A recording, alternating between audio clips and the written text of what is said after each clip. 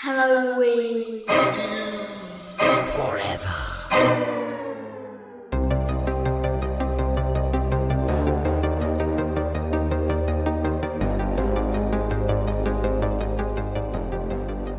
Steve, what's Irish and stays outside all year long?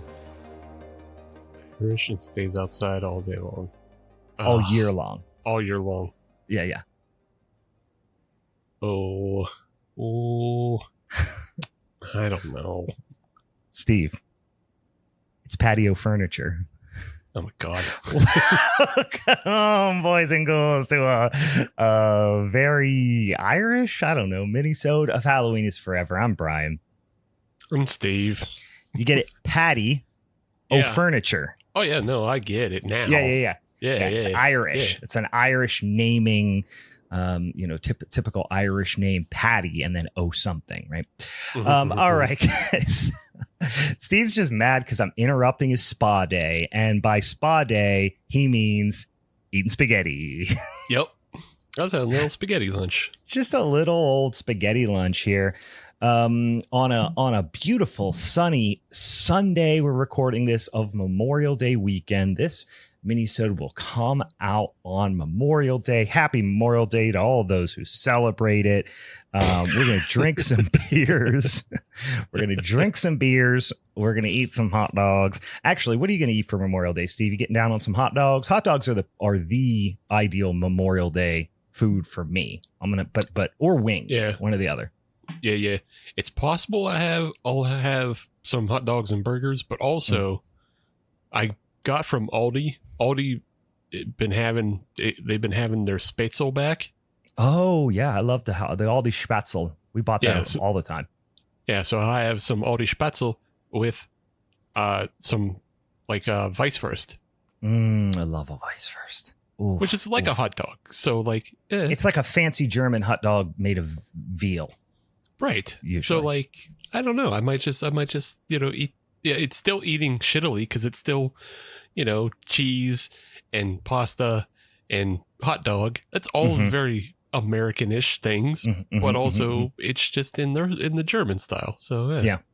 Well, I had my hot dogs yesterday. I went to the Pirates game, took the girls to a little baseball game, another great Memorial Day activity. And we're just being American as fuck over here. And ate 2 hot dogs there. So I had hot dog burps all night. It was great. I eat hot dogs for the burps primarily. Love a hot dog burp. Today I'm going to make some wings. I'm going to fry up some wings. Going to get out the old turkey fryer and fry up a whole mess of wings. And then tomorrow, I think we're going to make fajitas. I think I'm going to do fajitas. Yeah, something just ethnic for Memorial Day. Just really getting into by ethnic I mean Texas. Fajitas. Yeah. Applebee's is an authentic Mexican restaurant. I mean, Chi-Chi's is not Chi-Chi's. Chili's is the fajita place. They're all. They all do fajitas in the sizzling skillet. When I grew up, Chili's was the most ethnic restaurant I had been to until I was 20 years old. Yeah. Let me ask, going back to the Pirates game, did you eat that big dumbass hot dog that has the pierogies on it? The Renegade or whatever? No, fuck that noise. That's dumb. Yesterday was one of, so the Pirates, I work with the team, as we're sponsored with, I work for Miller Coors and, or Molson Coors now. And then we're sponsored with the Pirates. So I do a whole bunch of work stuff with them. And yesterday was one of our big group outing games. So we had 100 tickets. So we had all types of, people, guests there and stuff. And then we had what they call a picnic park, which means we had hospitality, a hospitality tent, which was great because there were 2 rain delays. So it gave us somewhere to stand during the rain delays. So they have a buffet out and it's just hot dogs, just a big thing of hot steam, just big steamy thing of wet hot dogs. Oh, they're so good. And then they had coleslaw. So I put the coleslaw on the hot dogs, but they didn't have chili, but mustard, coleslaw and mustard on there. Oh yeah. And then they had pasta salad and chips and cookies and all the yummy, tasty beer you can drink. So I ate them free hot dogs. I ain't paying those $18 hot dogs with pierogies on them if I got free hot dogs. But yeah, a couple of rain delays. But hey, for those of you who give a shit, which is 0.1% of you, Buccos won again against the Braves. It was a fun one. All right, all the baseball and the food talk aside, Steve, you be drinking on something on this beautiful, just barely afternoon here? I'm drinking. What are you getting? But on? not heavy drinking, just drinking. Mm-hmm. I got a beer, and you'll like this one. Yeah, it's from the Hofbrauhaus. Oh, the Hofbrau. The Hofbrauhaus, but Freising edition. Oh, the Freising, the other Hofbrauhaus. Yeah, not the the other Hofbrauhaus. Not the Hofbrauhaus that has the Schotskis, but the other Hofbrauhaus. I love that Hofbrauhaus. Hofbrau Freising. I used to call in a wholesaler when I worked for Sly Fox down in Maryland, and they had those guys. They imported, they were a wholesaler for them from Maryland, and I would get a bunch of day Helles and drank on it. Or no, it was their Dortmunder was what I used to drink, just like their export strength Helles. Yeah, I got the Hefeweiss though. Yeah, the Weiss beer. They have a Dunkel as well, and I think they have a Dunkel Weiss. Yeah, it's at for whatever reason of all places, it's at the Moon Giant Eagle in their mix and match. Oh, weird. They seem to always keep Freising in there. Interesting. And it's like the only place I find it. Interesting. I wonder if they've had just like some cases sitting in the back that they just slowly leak into the into the old mix and match. It probably got taken out of the sets or something like that. But anyway, I haven't chipped into the beers yet. Friday night, this is a marathon, not a sprint type of drinking weekend. You know what I mean? I'm going to be drinking significant amount of beers every day, but I'm trying to keep them to the evening and just keep the day at least up until like 4 p.m. just to, hydration and stuff like that. I did, Friday night was Joe Bob. So that was a Joe Bob week. They played Graduation Day, which is a fun one. The family had some plans, so they were gone until late in the evening. So I sat in the basement, watched spooky movies, and drank a whole mess of beers, which was fun. Just hung out with the dogs.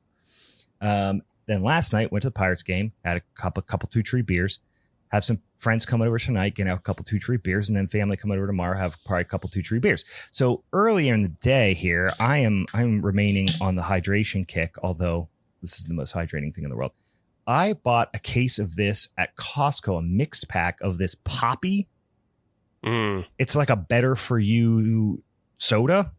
Oh, is it one just of those like probiotic tummy sodas? Well, it's not probiotic, because if it was probiotic, I wouldn't have got it, because probiotic means I'm going to shit myself, which I'm not interested in doing. Okay. Like one time I accidentally bought probiotic tea. Yeah. And it was just like, it was just not Earl Grey. What was it? It was like chamomile or something. Yeah. And it was probiotic. Oh, it was lemon ginger. And I'm like, I just want to get some lemon ginger tea. I put the wrong box in my cart, got home, realized it was probiotic. I was like, all right, I'll give it a try. Shit my brains out. Didn't like it. Nice. Which I don't understand how it could be probiotic if I'm pouring like boiling water on it. Like, how does it have like active cultures? I don't know. Yeah. How does it survive? maybe it wasn't hot enough. I don't know, but it did make me shit my pants, and then I threw it away. But this is prebiotic, which in most cases I feel doesn't mean anything. It's just a fake made up word they get to make like people who are health conscious buy their product. Because I think I was reading prebiotic in this instance, I think just says it has apple. It's like the acid in it, instead of using like citric acid or something like that, like they use apple cider vinegar, which people say has like health benefits. And I'm sure it does in some capacity, but it's not like raw active culture apple cider vinegar with like acetobacter and stuff in it. Right. It's just fucking gives acetic acid in it. You know what I mean? From adding, I'm sure it's pasteurized too. So yeah. I don't know exactly. I think prebiotic, again, it might have some enzymes in it that's supposed to help in digestion. But again, I think it's just bullshit to make somebody buy their product. But I bought it because it only has, I'm on that health kick, trying to lose the lbs and get in shape. And it only has 4 grams of sugar in it, which is way less than a normal can of pop. Yeah. And it's really good. It's legitimately very good. This is strawberry lemon. Is it like 0 calories or is it no? No, it's like 25 calories a can. Okay. So, a modest amount of calories per can.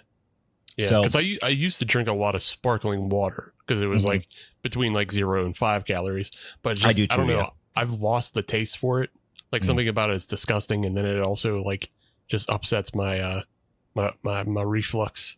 So I just stopped. Gives you the heartburns. Yeah, I was just drinking too much of it, and so I just stopped. Yeah, no, I still crank on that. I buy what's the one? Pretty much I'll buy whichever one's on sale. I like the LaCroix, the Pamplemousse, but I don't really give a shit. Whatever's on sale, whatever citrus flavored, lemon, lime, grapefruit version that's on sale.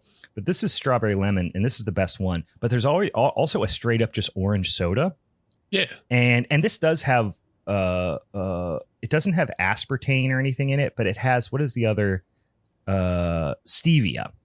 Yeah, stevia. Which is the other like artificial sweetener, but not as artificial perhaps. But it has an orange soda, and it's straight up just tastes like regular orange soda. And then I'm like, how much sugar needs to be in there? You know what I mean? Because a normal can of like Sunkist or Fanta, I swear, has like 30 grams of sugar per can or some crazy shit. And you're like, if this kind of tastes the same, I understand it has stevia in it too, but does it really need that much sugar? Right.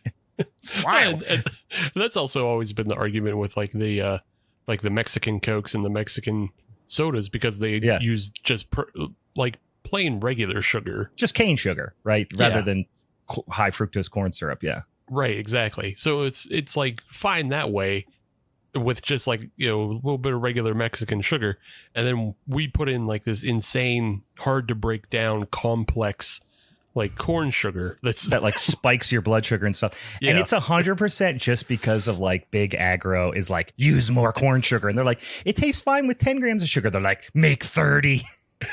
Yeah. Put it in. Addict Guys, them. Put the sugar in the buns, in the bread. They're like, wait, it tastes pretty good with 10. It's way too sweet with 30, and it murders people. They're like, put 30 in it.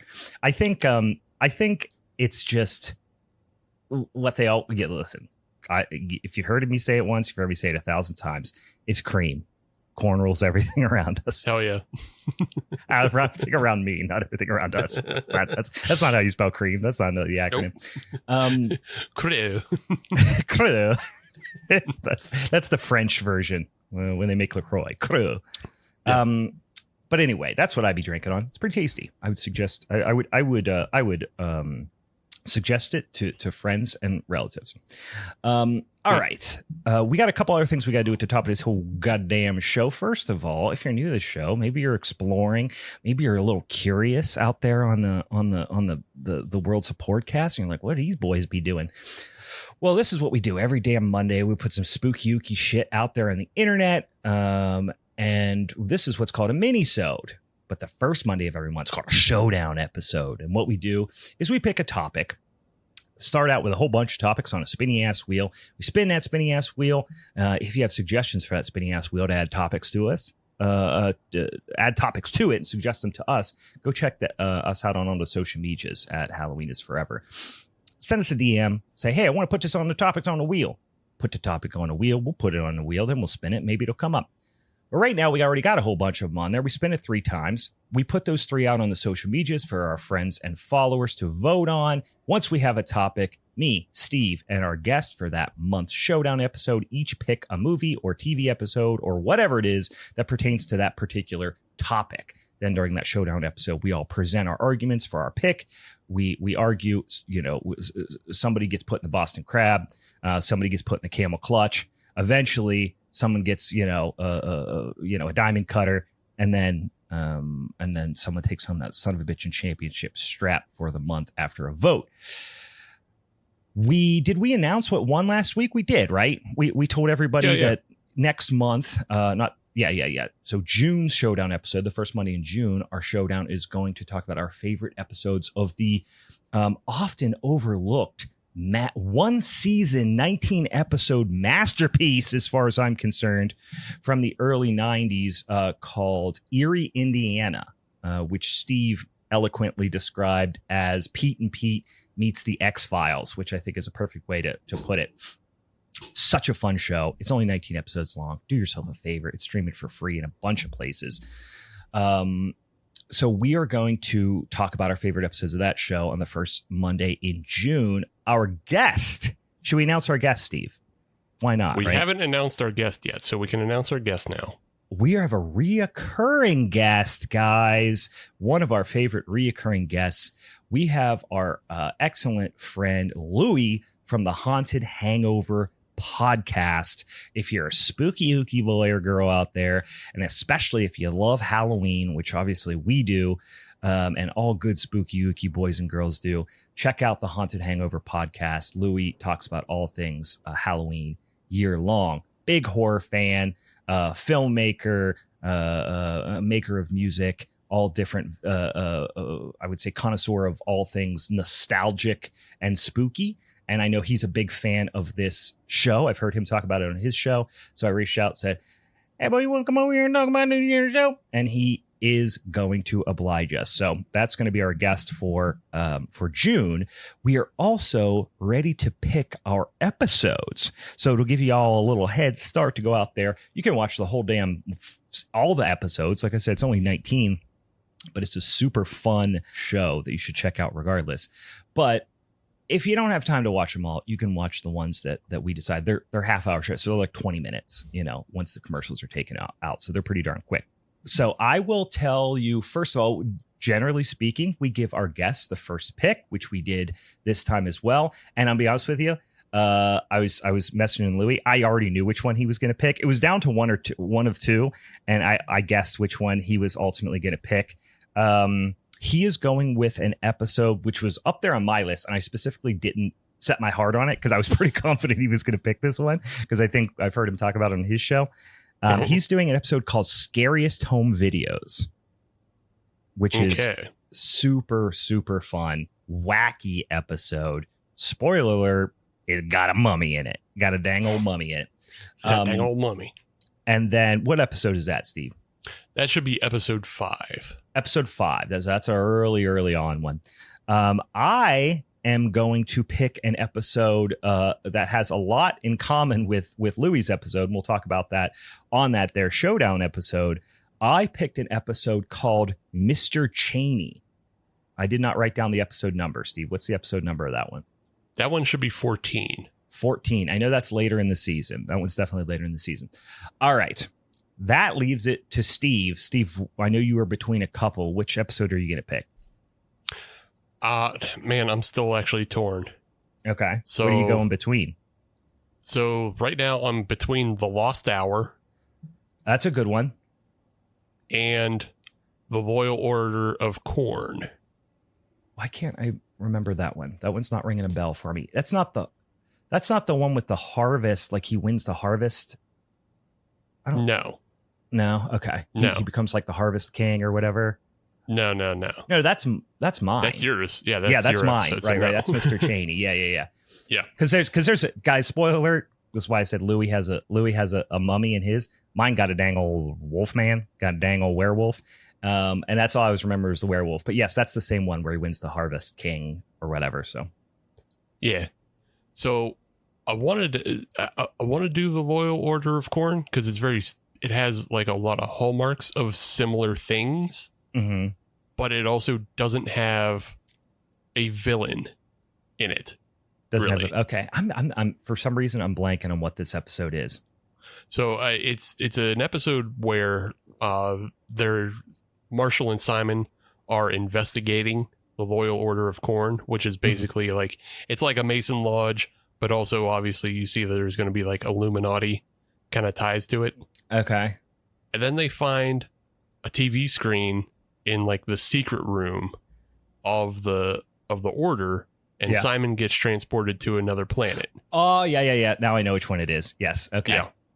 So there's a lot of like kind of They Live and Illuminati stuff kind of in the upfront, but the back half of the episode is more just, I don't know, there's not like a real villain to it because the person who would be the villain is Ray Walston, who I won using Galaxy of Terror last month in the Showdown. How dare you bring that up?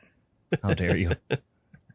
I just think people should remember that I am still champ, and the reason why I allowed Brian to get his Mr. Cheney episode is because we discussed it ahead of time, you know, just in case the loyal listeners will be like, why did Brian just decide when all the episodes got picked? You were waffling. I said, which one do you want? You said, I'm between a couple. Yeah, but they need to know this happened beforehand. Yes, it did. Because we have to get we have to communicate, with our guest what their pick is first, and then we go from there. Yeah. So even though I do like that episode, people should go check it out because it does have Ray Walston in it. It's also one of the handful of episodes that John Astin's in, and John Astin is like the head of the Loyal Order of Corn. So it's a good episode, but it doesn't have like it loses its tension halfway through. I see. Because it's more about just like them figuring out how to get Simon home. There isn't like a real mystery to it anymore. I see. Yeah, they figured it out pretty I haven't quickly. seen that one. That's not, interestingly enough, I should watch it again. I haven't watched the whole series in a while. I remember that episode with him getting sent to the other planet and having to get him back and all that stuff. But it's just not one that I've thought that much about, Yeah. So yeah, I'm gonna go with The Lost Hour. Yeah. Okay. I'm settled. I'm gonna go with The Lost Hour. That's a classic. That's a classic one. I was also thinking about, and I don't have the names of the episodes up in front of me, but the one with the evil ATM machine. Oh yeah. Redundant, but yes, I love that one. The episode itself is mediocre. I just love the man in the ATM. Right. Yeah. He's it's so such a max creepy. headroom. Oh, it's super max headroom. Like, yeah, you can immediately figure out why I like it. He has the weird rubbery features and looking stuff, and he's creepy as fuck. And then the other one that Louis was looking at doing was Just Say No, which is another great episode. But his first pick was Scariest Home Videos. Yeah, like Loyal Order of Corn. Like, I mean, all of these episodes are kind of like the X version of for babies. Mm-hmm. So like Loyal Order of Corn is like They Live in Phantasm for babies. Yeah. Okay. Sure. The ATM machine one is, like it's max headroom and like Ghost in the Machine stuff for babies. Mm-hmm. Yeah. For 12-year-olds.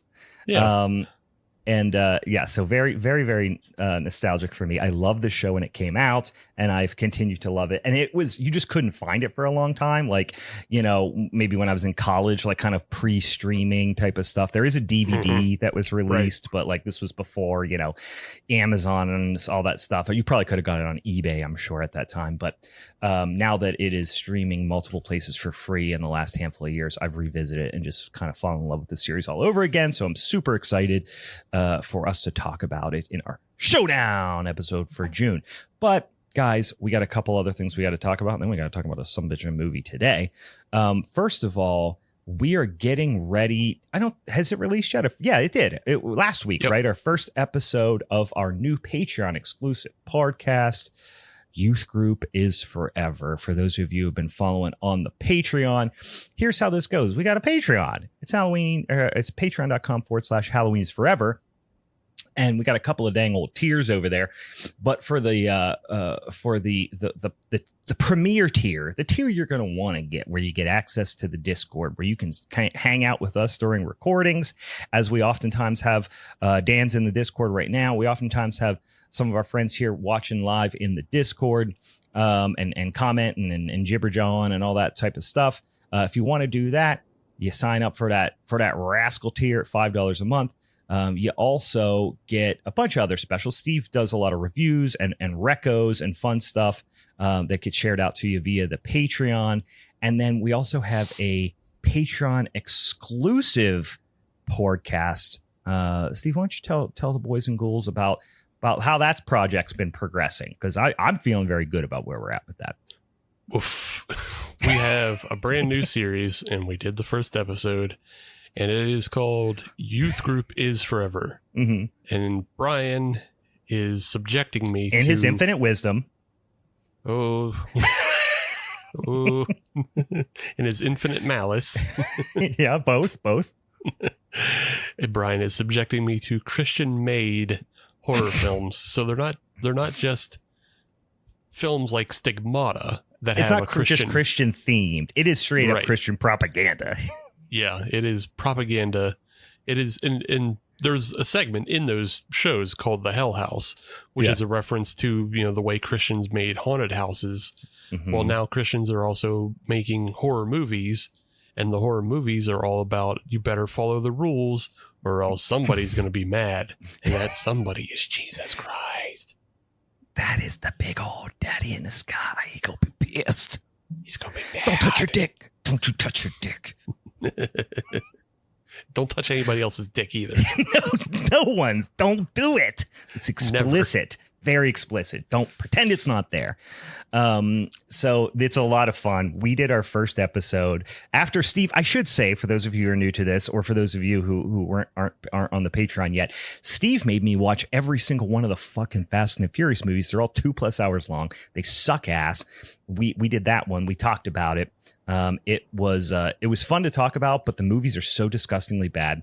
These movies, I would dare say, infinitely more fun than all the Fast and the Furious movies. And we have talked about this already, but our first episode, which is already released, we'll do these once a month, is a movie called Blood Pageant, which kind of stars Snoop Dogg at times.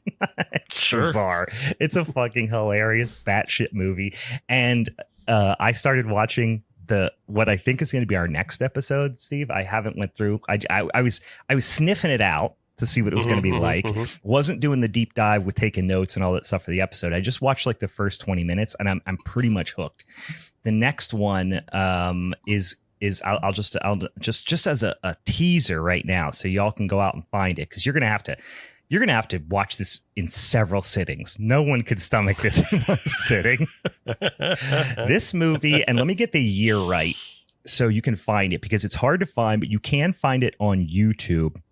Sure. It is a extremely low budget Christian horror movie about the dangers of pornography, and it's called The Lock-In.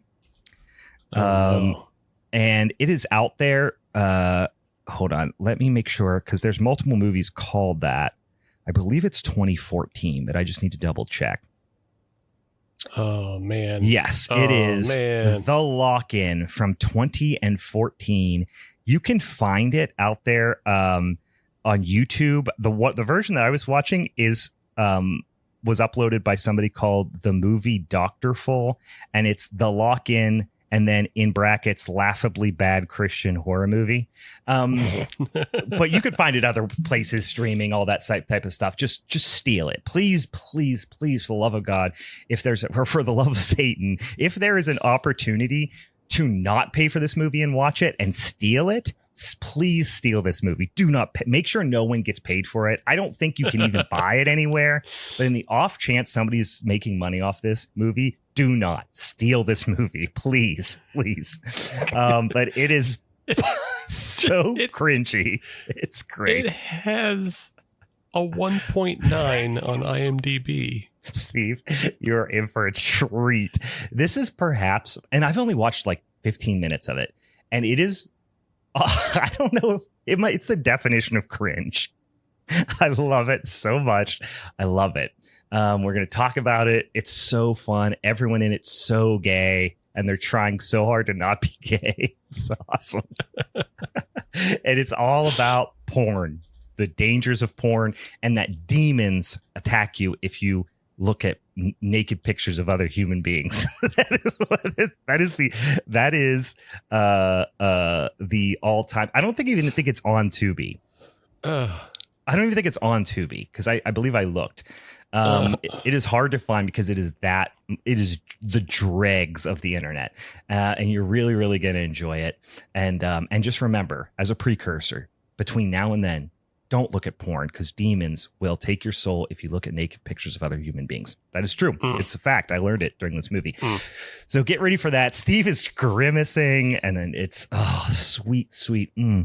I can, through the microphone, I can smell just the sweet scent of revenge, the sweet smell of the malice that I'm instilling on your life. That is just affecting. It's affecting you in a way that it pleasures me. I just want you to know that. It's three things I hate. Yeah. It's a found footage film. It's a found footage too, and I was hoping you didn't see that until you watch. I mean, it's pretty clear from the stills it's a found footage movie, but it's also found footage, which I know Steve hates, and I was going to wait to bring that up for the episode. But it is just it's a menage a trois of Steve's most hated things, and I love it. It's going to be the worst kind of found footage. So it's going to be a found footage. It's anti-porn, and it's a Christian film. That's all three things that I am not cool with, and Dan God, just said, fuck you, pour dude. salt in the wound, Brian, and that's what I'm doing. Imagine that scene in Terrifier 2 where he's pouring the salt and just rubbing it into the wound. That's what I'm doing right now, and I'm relishing in it. From an outside perspective, from a perspective outside of my own pain, Mm-hmm. I can appreciate that it appears that you are doing your homework at least. Mm-hmm. Oh, in I've watched like 10 Christian horror movies already because, well, I'm becoming weirdly obsessed with them, to be honest with you. I may lose myself in this as well. Because you're also picking things that you like will hurt me in weird ways.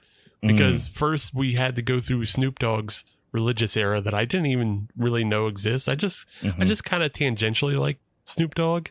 Mm-hmm. You know, he was fun in the Def Jam games. I like that. Yeah. But then you're like, here, watch this part of Snoop Dogg, and I said, I don't like that. I don't like that. And then you're like, here's found footage, and I don't like that.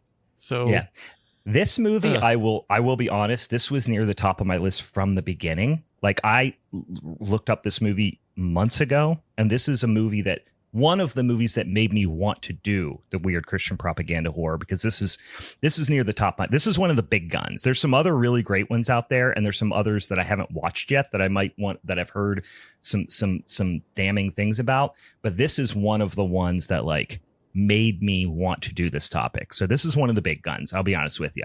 The first one I eased in with Blood Pageant. Blood Pageant looks like the Shawshank Redemption compared to this movie. I just want to say that right now. It truly looks like an absolute work of art compared to this movie. All right. So if you want to watch this and you want to just if you want to soak your soul in Steve's suffering like I am, if you want to lap up the sweet, salty flavor of his suffering, you need to come over and we actually have had, I think, as of late, some new Patreon subscribers, which we very much appreciate. Come on over to patreon.com/Halloween's Forever and help us savor Steve's suffering. You can tell I've been reading a lot of Clive Barker lately. All right. Speaking of Clive Barker, we were trying to figure out what to do for this here minisode. Not a lot of huge stuff coming out this week, not a lot of like big new things coming to streaming. So we're like, what should we do? And I was like, you know what? I just read, and I've been working my way through all of the Books of Blood series by which are series of short stories by Clive Barker. I've been doing them one by one. I know there's like collections where you can buy like 1 through 3 and 4 through 6. And I don't know if you can buy 4 through 6 because they're anyway. I know there's like a 1 through 3 one, but I've been finding the individual books and kind of working my way through them and collecting them as I read them. And I just finished volume 3 of the Clive Barker's Books of Blood series. And in it contains the story that is the inspiration for the movie we're going to talk about tonight, which is Rawhead Rex. For those of you who are hardcore 80s horror fans, undoubtedly you have heard of this movie. It was hard to find for a while. So, you know, I remember probably a good, I don't know, Steve, what, like a decade, 12 years ago, maybe. This was kind of hard to find for a while.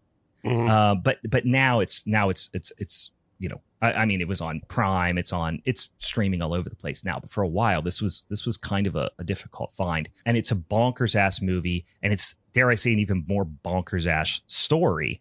Yeah. I will ask you, I guess first, Steve, have you seen the movie? Is this your first watch for the movie? It actually is, because okay. I've never liked the character design. Yeah, it's like wacky. The character design looks like rip-off art of like an 80s heavy metal, you know, album cover. Something you would see, something you wouldn't necessarily see on an Iron Maiden cover, but it's like Iron Maiden adjacent for like a band that would open for Iron Maiden. They go, "This is our Rawhead Rex." And it's like, keep it. Yeah. So I will say this. I watched this movie before, I maybe only one other time, but it was probably 5 years ago, 5-6 years ago. And then since then, I have now read the story just recently within the last like month or so. and loved the story. I mean, Clive Barker, I've obviously read some Clive Barker. I'm familiar with it before this, but I've really delved into his short stories in the last year. And holy shit, he is, for me, fastly becoming one of... He was kind of a blind spot for me in terms of like horror literature. Like, grew up with a lot, reading a lot of Stephen King short stories and stuff like that. And even like Laird Barron and stuff. I really that's a little bit more like weird fiction, but rather than like pure, although good God, some of Clive Barker short stories, I mean, it doesn't get any weirder than that. Right, especially in the first, there's one story in the first book with like this big rolling ball of humanity thing. It's wild.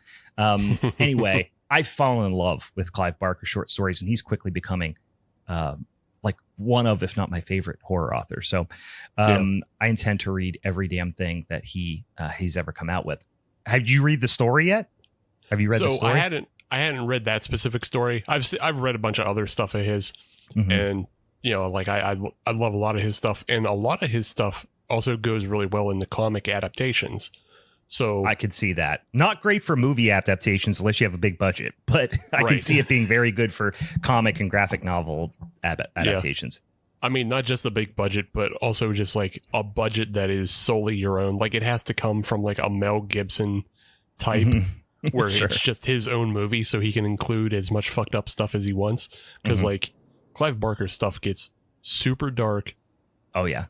Horny and just profane. Yes, he is like, I can't even compare him to Stephen King besides just the quality of his work, because although Stephen King, we all know, can get pretty weird and horny at times, Clive Barker's shit is just unapologetically brutal, gruesome, sacrilegious, horny. Yeah. Violent. Like it's some of the most brutal, it's really, really brutal compared to, like I said, it's other kind of more mainstream horror authors like I said, Stephen King or something like that. And really the difference between this movie and the book is all that stuff gets toned down quite a bit. So having read the book, and I should say it's not a book, it's a long short story, like not novella length. I want to say it was probably the longest story in volume 3 of Books of Blood. I want to say it was maybe like 50 or 70 pages. Like, not short, but not like even really novella length, like under 100 pages significantly. But enough time to really like flesh things out. Anyway, it's fun story. So what I was saying though is, because all this stuff is good to translate into comics, there is a comic translation of Rawhead Rex out there. And so when you pitched this episode idea, I went and found that and read it, because it's it's a 95 page trade paperback. And back in the early 90s for Eclipse Comics, they made a lot of adaptations of Books of Blood short stories. Nice. And one of them, or not one of them, but like a number of them were actually adapted by Steve Niles. And Steve Niles, in case you're not sure who that is, he would later go on to create 30 Days of Night. He's the writer and creator of 30 Days of Night. And then the artist who's on these books, and especially the Rawhead Rex one, is a artist by the name of Les Edwards. And this dude is like top notch, out of control. You would recognize his art probably most as he does like the poster and cover art for Nightbreed. Oh, hell yeah. So like his art style is very painted realism, and it falls into that kind of Frank Frazetta, but not quite as hyper real as Alex Ross, but he falls kind of in between there. And just like all of his work is, genre stuff of like horror and sci-fi. And so go check out Les Edwards' works, but also go find this copy of Rawhead Rex, because it's a pretty close translation or adaptation from the original short story. Because like I said, it's a 95 page trade paperback, but like I think they cut down on some of the verboseness. but it's really good, and it's also maintains just the profanity, just the monster like laying down and jacking off in front of a picture of the Virgin Mary or whatever. Like it's all in there. It's all there. It's wild. It's wild. The story's wild. I didn't know that there was an adaptation, a comic adaptation until we talked about earlier this week. And I didn't get a chance to check it out, but I did look at some of the art, and that would be the only difference. Obviously you're imagining it, there's in Clive Barker's original story, but you imagine the creature as being more like hulking, right? And formidable. And then in the in the movie, he looks like he's not as big and intimidating as you imagine him to be as he is in the story. Because in the story they say he's like 9 foot tall and just like humongous and just rips doors off hinges and shit. And then in the movie they try to communicate that, but he's more like maybe 7 foot. He's approximately the size of like Kevin Nash, right? He's a Kevin Nash of monsters. He's a 6'2" dude with a fucking prosthetic head on top that makes him like 7 foot with a mohawk. Yeah. And he's a little corny and he's got a rubber mask and all that stuff. But once you read the story, it does make you appreciate it a little bit more. And this is we'll get obviously going to get into it. The story. You almost have to read the story to appreciate the movie, because the movie just seems bonkers and kind of dumb and not like so many things are unexplained. It just has got a reputation as being kind of a nonsensical bonkers monster movie. But if you read the story, you appreciate a little bit more. You appreciate it a little bit more because it fleshes out a lot of the backstory. Yeah, I will say, in just looking at some of the images online of the comic adaptation, I don't love the monster design. I didn't love it either, but he's skinny. He looks like skinny Predator meets like, I don't know. He looks like something from like Metroid or something. I don't know. I didn't love it either. I don't know. Just something about it is more effective the way it's drawn, because it is true to like that 9 foot towering, just, like the way it moves, the way it behaves. And there is one frame that is just really fantastic. Yeah. Because Les Edwards takes, that famous painting, Saturn Eating His Children. Oh, yeah. By what's the guy? Francisco, right? I forget. That's a great something one. Like that. Yeah. But he does that with the scene of the kid in the back of the car. Yeah. The kid getting his head bitten off. He adapts that painting of Saturn eating his children into, the Rawhead Rex just eating the kid's head off and tearing it from his shoulders. And it's it's so fucking brutal. But it's great. It's a great piece of art. I don't love the character design, but I don't love the one in the movie either. So I don't know. No, it's nothing compares to the book. I haven't read the comic adaptation, but I would like to. And the I will say the comic adaptation, Predator is not a good description. It's more like a bloodier, weird looking, like less alien, more terrestrial version of like Pumpkinhead. Yeah. It looks like Pumpkinhead if his head was actually a dickhead and he had Hulk Hogan hair. So it's a more mammal. Imagine a mammal version of Pumpkinhead. Yeah. More like a dickhead with Hulk Hogan hair. Now I'm just imagining calling everybody brother. All right, dude. Hey, brother. Come on, brother. Listen, dude. I'm gonna eat your kids, dude. So this is like I said, a brutal story, and I will say, if I want to rank the I guess faithfulness of the movie to the story, it probably gets about a 6. Like it's okay in terms of faithfulness, but it misses some big things, and then it's just restricted by the fact that this is a somewhat low budget, kind of schlocky monster movie. But the screenplay was written by Clive Barker, so he tries to maintain as much of the elements as possible. But I got to imagine, some things were cut for time, because this is a tight hour and 29 minute movie. And the screenplay, when they originally, it probably would have been, closer to 2 hours, I imagine, with some stuff that needed to be fleshed out. But it's, some things quite faithful, other things not so much. But let's get into the movie a little bit. 1986 is when this movie came out. Like I said, it was written by Clive Barker, but it was directed by George Pavlou, who hasn't done. He's primarily known as a producer, and I think the only other one or two movies he directed were, at least one of them, if not both of them, were also Clive Barker adaptations. So not by any means a celebrated director. Definitely his career was more known as a producer. Anything, have you seen anything else jumped out at you about the director? I was like, I don't really know much about this cat. No, it feels like just kind of one of those guys who existed in the kind of UK film system and never really made a translation over to America.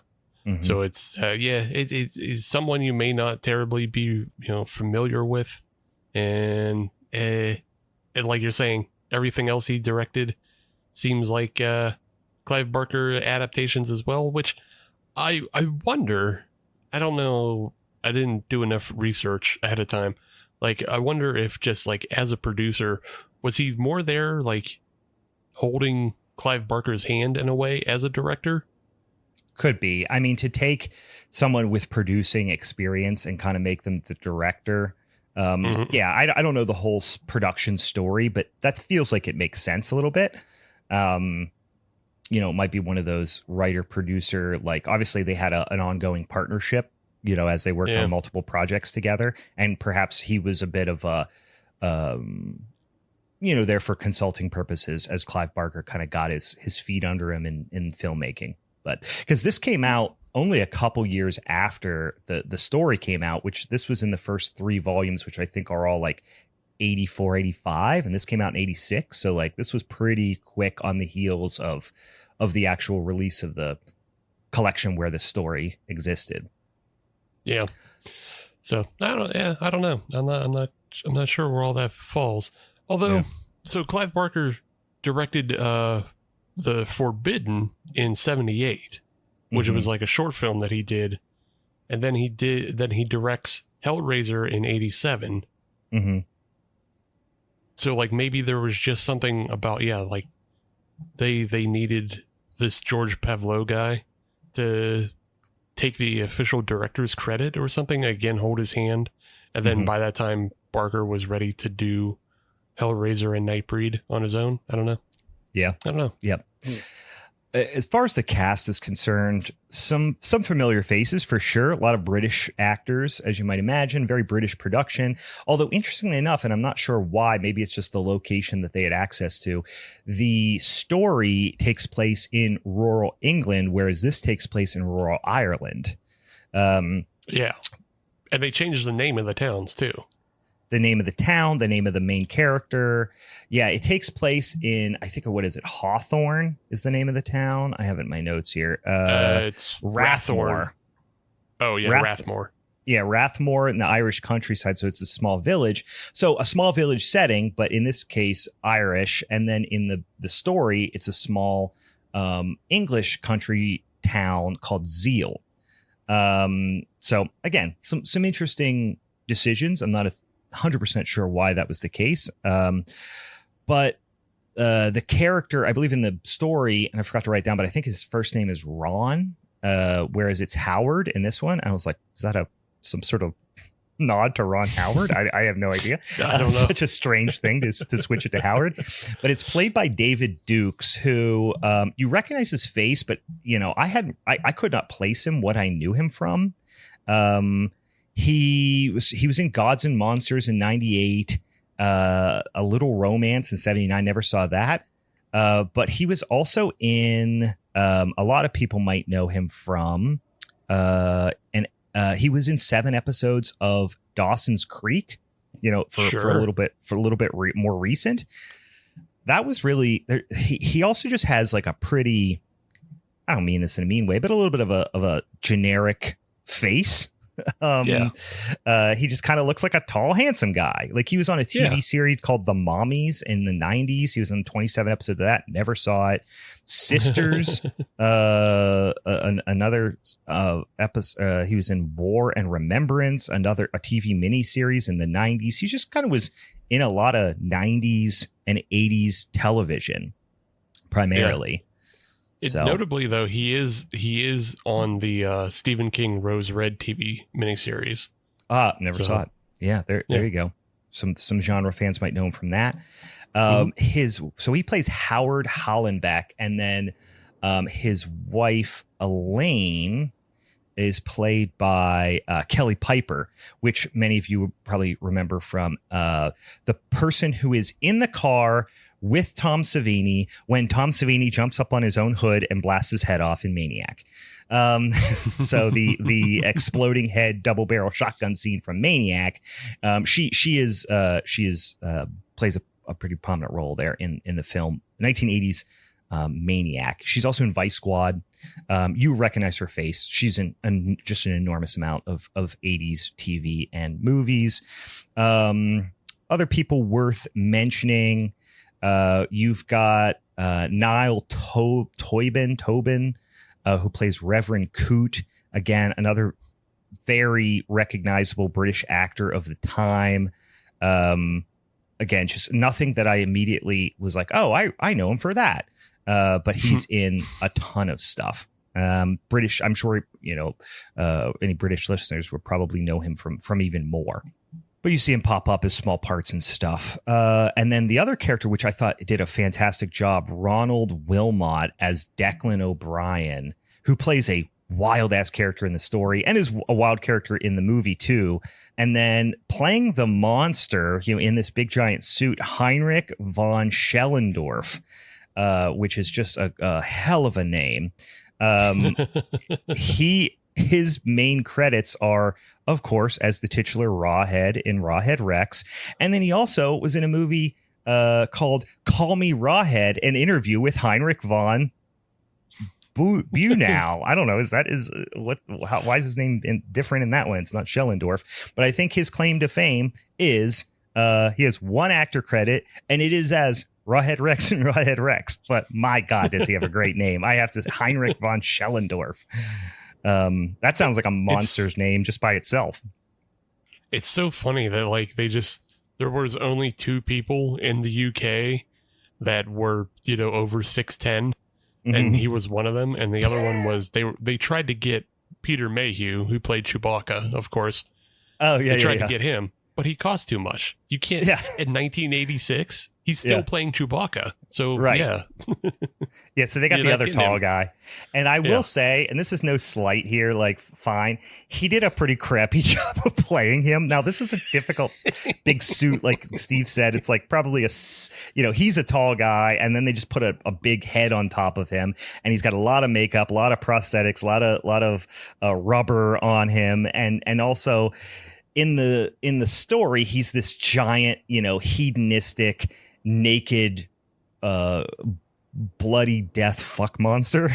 And in this, he's just like a big monster, but they got to put clothes on him. Right, the idea of Rawhead Rex from the story wearing clothes is really funny. But of course, you can't have a giant naked fuck monster with a giant bloody hard dick all the time like he is in the movie. Yeah. So they try their best on this one, but he just does a lot of putting his arms up and shaking violently. Yeah, he basically is just the ultimate warrior.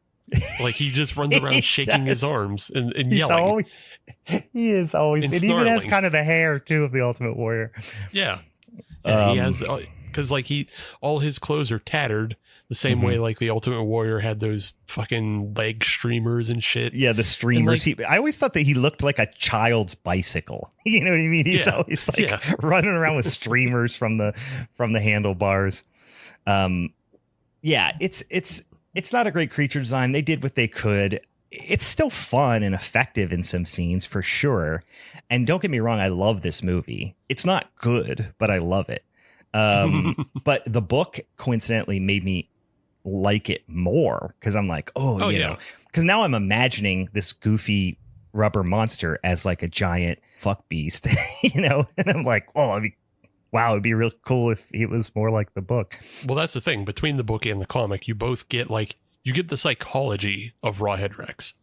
And yeah, because you hear a lot of, you read a lot of his internal dialogue. Right. Yeah. So you understand that he's he deems himself like the king of the land. And, you know, he thinks about himself as the ruler of these people, but he despises them for putting him in the hole. Mm-hmm. And, you know, you learn that he's just motivated by pure pleasure, and that pleasure comes from just jacking off and eating children and pissing on people, and none of it is he has no redeemable qualities, but you understand it as a type of animal. Yeah. You know, an intelligent animal of sorts, but it's still a type of animal. An ancient animal beast king.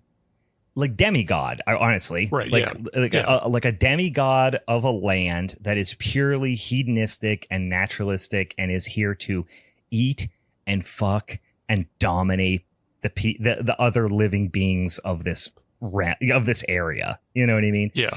I think pretty commonly, Rex refers to humans as mites. So he has thoughts about humanities, and he views them as, you know, lesser than. He sees them as mites. Yeah. You know, so it's not that he's brainless. It's just he doesn't have language, and he doesn't care to communicate with us either, because he views us as lesser. Whereas he is the alpha predator, and we are just there to be used as his prey, and you know, to impregnate and rip apart and eat and whatever he wants to do. Just wreak havoc on. Right. Whereas in the film, though, he is just a yelling, screaming monster, because you never get any of that psychology. So it's just it's just a yelling, screaming thing. Let's avoid that. Let's go around it. Yeah. You don't get in the story. This story as well, you get a lot of internal monologue written by a ton of different characters. There isn't, I mean, yes, Ron, and he would play the character of the Howard character in the movie. He's kind of the primary protagonist that we're kind of with as the story unfolds. But you have whole sections where, you know, multiple characters, you're hearing their internal dialogue that ultimately end up dying, right, at the hands of Rawhead Rex. And then you get a ton of the internal dialogue of the monster itself, which is really, really cool, which doesn't make it less scary when you are from the perspective of when we'll talk about some of these scenes. I'm getting ahead of myself, but when you start out the film, the music rules, the art rules, the title screen rules, everything about the beginning of this movie fucking rules. And I feel like that's part of the reason why that, and just some really bonkers moments, I think, really make it so it's set up for cult fanhood. You know what I mean? Yeah. It's got a fast start. It moves quick. It's got a crazy monster. It's got bonkers shit that is not explained, like him pissing on people. In the book, that's kind of it's still shocking in the book, but it's explained a little bit more. Or you understand it because you understand the monster's psychology more. In this movie, you're just like, why is he pissing on him? Why is he pissing on that dude? It also comes in a different order as well. It does. Everything's all kind of shuffled up in the screenplay. Yeah. Yeah. So the pissing happens pretty early in the story. Yeah. You go, oh, okay. But then he does worse stuff later, and then it that makes more sense now as to why he's just such a, you know, a misanthrope of the highest order, because he's not even a human. He's just a misanthrope of all things. Yeah, exactly. But in this movie, it just really comes out of left field. I remember the first time I watched it, I was like, why is he pissing on him? Why is he pissing on that dude? It's fun. We'll get to it. Anyway, so they're in this Irish so I'm going to stick to the movie, obviously talking about the plot points in the movie, and then we'll talk about where it differs, and then in the story, and then Steve is going to kind of talk about where it differs or what elements get integrated from the comic book too. But so again, Irish country. Are they English? Is an English town or Irish town in the comic book? Yeah, no, it's Zeal. Like I said, it's Zeal. Same. It's pretty close. Like I'm pretty sure the comic adaptation is from 91, 92. So it's still, again, it's pretty close to when the first story was published. Gotcha. But it starts out similar, right? You've got these kind of like rural farmer types. In the book, it's more just this one guy. In this instance, it's like him and his buddies, and they've got this big, and it's just more of like a big rock in the book. But in this story, it's more of like a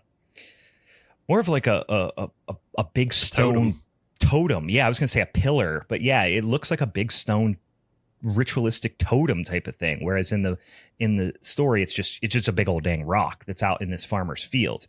But he wants rid of it, and he can't get rid of it. It's stuck so deep in the ground. It's such a big heavy rock, can't get rid of it.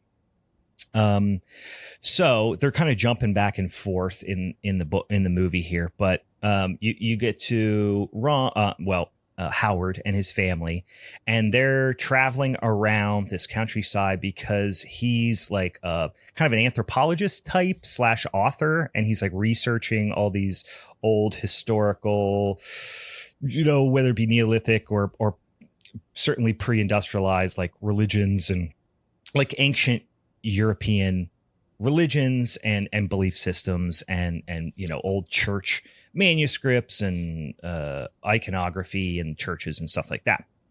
And he's smoking in his minivan with his family as one is, as God intended. And they go on into town, and they've been traveling for some time now, like a month and a half throughout Ireland. The family's starting to get a little bit bored. This is kind of like a working vacation for Howard, I would say. And he goes into this church, and there's just the sickest stained glass window you've ever seen in a church. It's just a big fucking red-eyed monster being held down by a post. And like everyone just acts like it's totally normal. And no one has ever made the connection between that and the big giant stone post that's in a nearby farmer's field. You're like, wait, yeah, it's pretty easy to put two and two together. There is nothing about this in the book, like the whole stained glass window and stuff. None of this is in the story. So this is very an invention of the film. Yeah, because in the story you get and this is why the story is better. Of course, the story is better, but this is why it's better is like you get this concept that the town of Zeal is like it's the older population is dying, and you have a bunch of new people coming in gentrifying it. So like the character we're following in the film isn't he isn't an anthropologist. He's actually like just a rich dude who bought up some space in town.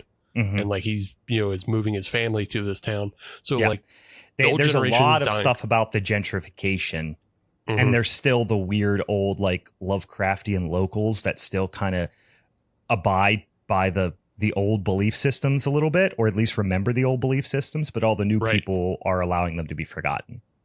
Yeah. So like what's happening in the film wouldn't actually happen in the story, because what's happening in the film is like you have all of these clues and markers of like, hey, that's the big giant totem that we keep the monster under. Don't pick that up. Like, don't do it. I mean, it shows on the thing. It's like, it might as well be like a raising of the totem with a circle next to it. Like, don't do it. No totem moving. But in the story, the idea is because the older generation is dying off, you lose those stories. That knowledge, yeah. Yeah, and then the farmer, like he can barely remember what his dad told him about not tilling this field. So then he tills the field, clears the grass, and then he finds the rock. But he can't even remember because his dad is now dead and he's old himself. So then he just goes, I got to get this fucking rock up so I can till this field. Well, and also there's an element of greed too, where it's like now the town is worth money and the land is worth money. And he's thinking to himself, why am I going to leave this field, unplanted? I can't afford to do that. There's probably a reason why it was for a long time, but I don't care, because all I care about is making it, making more money kind of thing. Right. So there's a little bit of that materialistic, money loving element of it. But anyway, back to the movie, his buddies give up and they bail. And then snapping back over to Howard and his family, he's in the church. He's taking photos in the church. He's chatting, outside, and like his family's there. So it's like he has his wife and then his son and daughter. His son's probably, I don't know, 10, 12, and maybe something like that. And then his daughter looks like she's maybe like 4 or 5, I'll say. He's taking pictures of the church, and it's creepy, and they're like, we're bored, come on, whatever. And then the storm starts rolling in, and then back to the field, the farmer stabs, like, he's not going to give up, and he stabs the ground one more time, and all this like gas releases and starts to like hiss out from under the ground. Stinky gas comes out basically. And then the whole thing starts to wobble, but then simultaneously, like, people in the church are like singing. And then the farmer gets like struck by lightning, and then the church is also struck by lightning. And then like a woman who's like touching something on the altar gets like burned, and then the whole stone topples. And then the stained glass window has like glowing red eyes, just like the monster has glowing red eyes. And then motherfucking Rawhead Rex explodes out of a hole.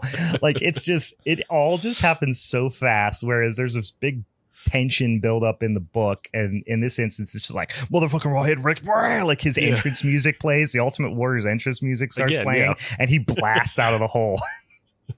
Just sprints full speed down the ramp.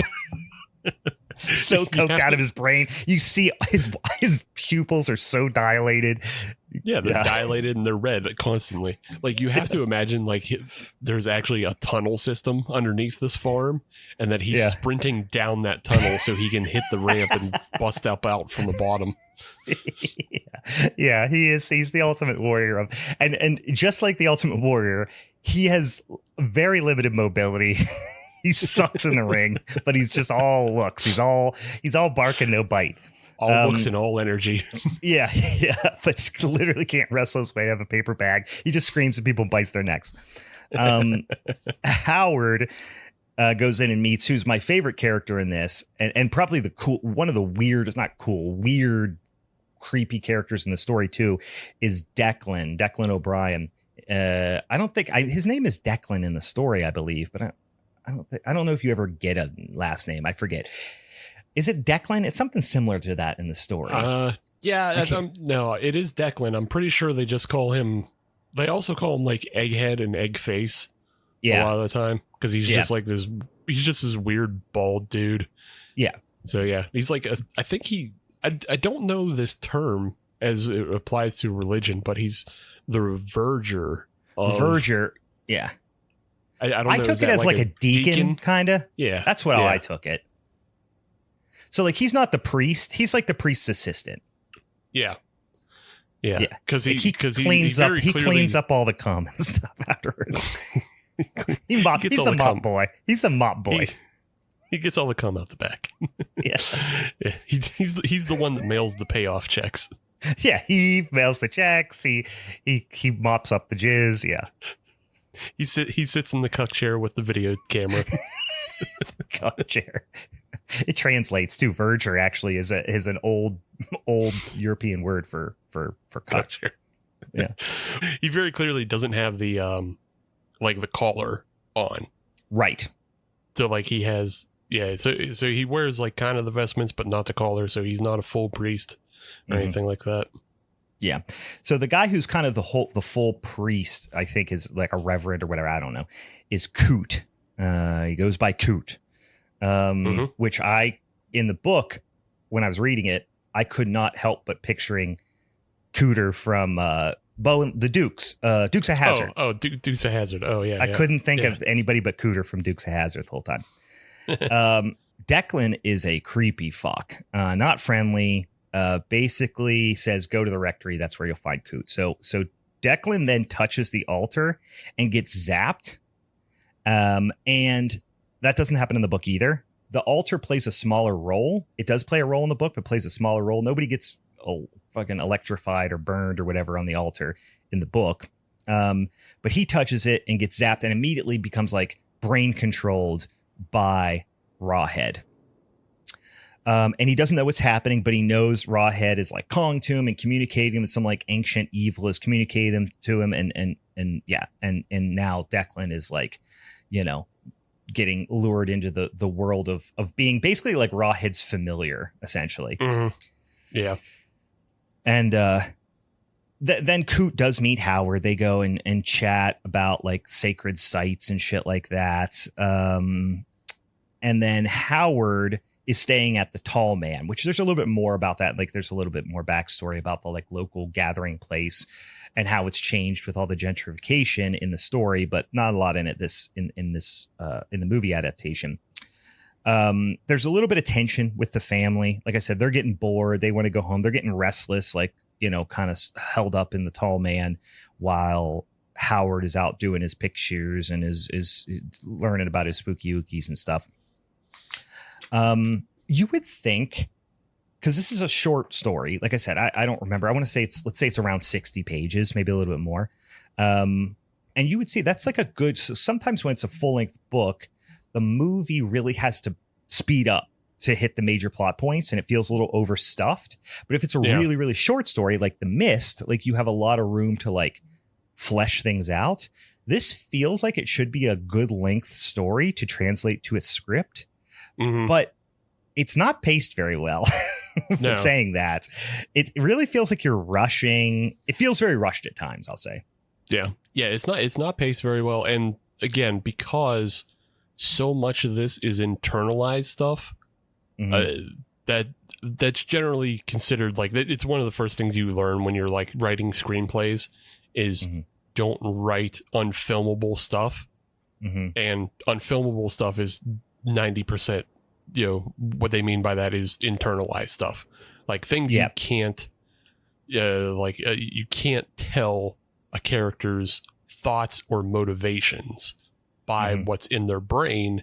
So you have to write it. You have to find ways to write it in the dialogue and in the action, but you can't just write in the screenplay. And it's like, Declan was upset because, you know, this and that, or, you know, the town was falling on hard times because of this and this, and it made this people upset. And it's like, no, you just say it's a dilapidated town that's being gentrified. There's a new Starbucks on the corner. Like you can paint it in a different way, but you're just not supposed to do it in like a narrative, like internalized monologue way. Yeah, that's well put, because that explains really why, you know, as somebody who has no idea how to write a screenplay, it's like, oh, this is a pretty good size length story. But yeah, you're right. Of the, let's say 60 pages, like 40 pages of it are internal dialogue. So like, it's not anything you can put on screen. So if you really think about it, there's not a ton to put on screen.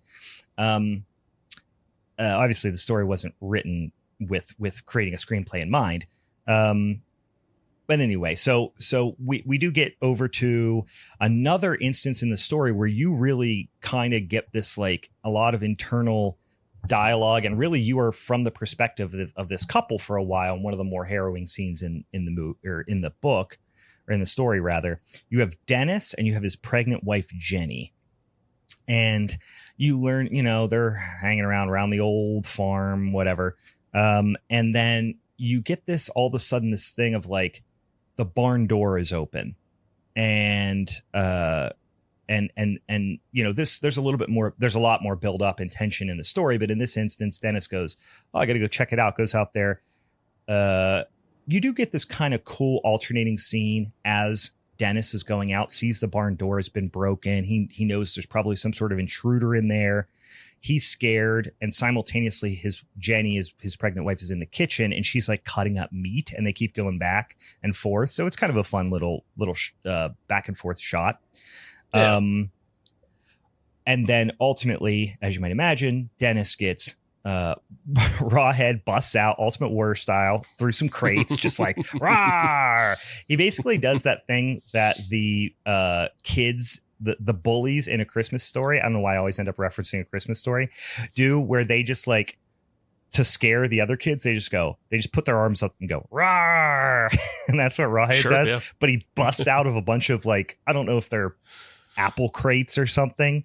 And Dennis is like, "God damn!" And then he chases Dennis out and munches his head, which is in the book. This is why you couldn't really put this on screen. This is why it's such a hard thing to film, is the way that Rawhead kills people in the story is always very brutal, and it's like he's toying with them, like he's playing with their body. Like one guy in the story, which they don't do it in the movie, he just like picks him up by his feet and just rips his dick off, just like, "Hey, look, a little yummy." Rips his dick off. I'm gonna eat that as a little snack later.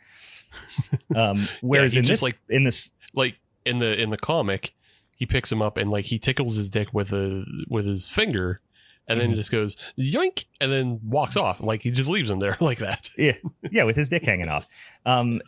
So it's very brutal. It's very like, you have absolutely no regard for humankind.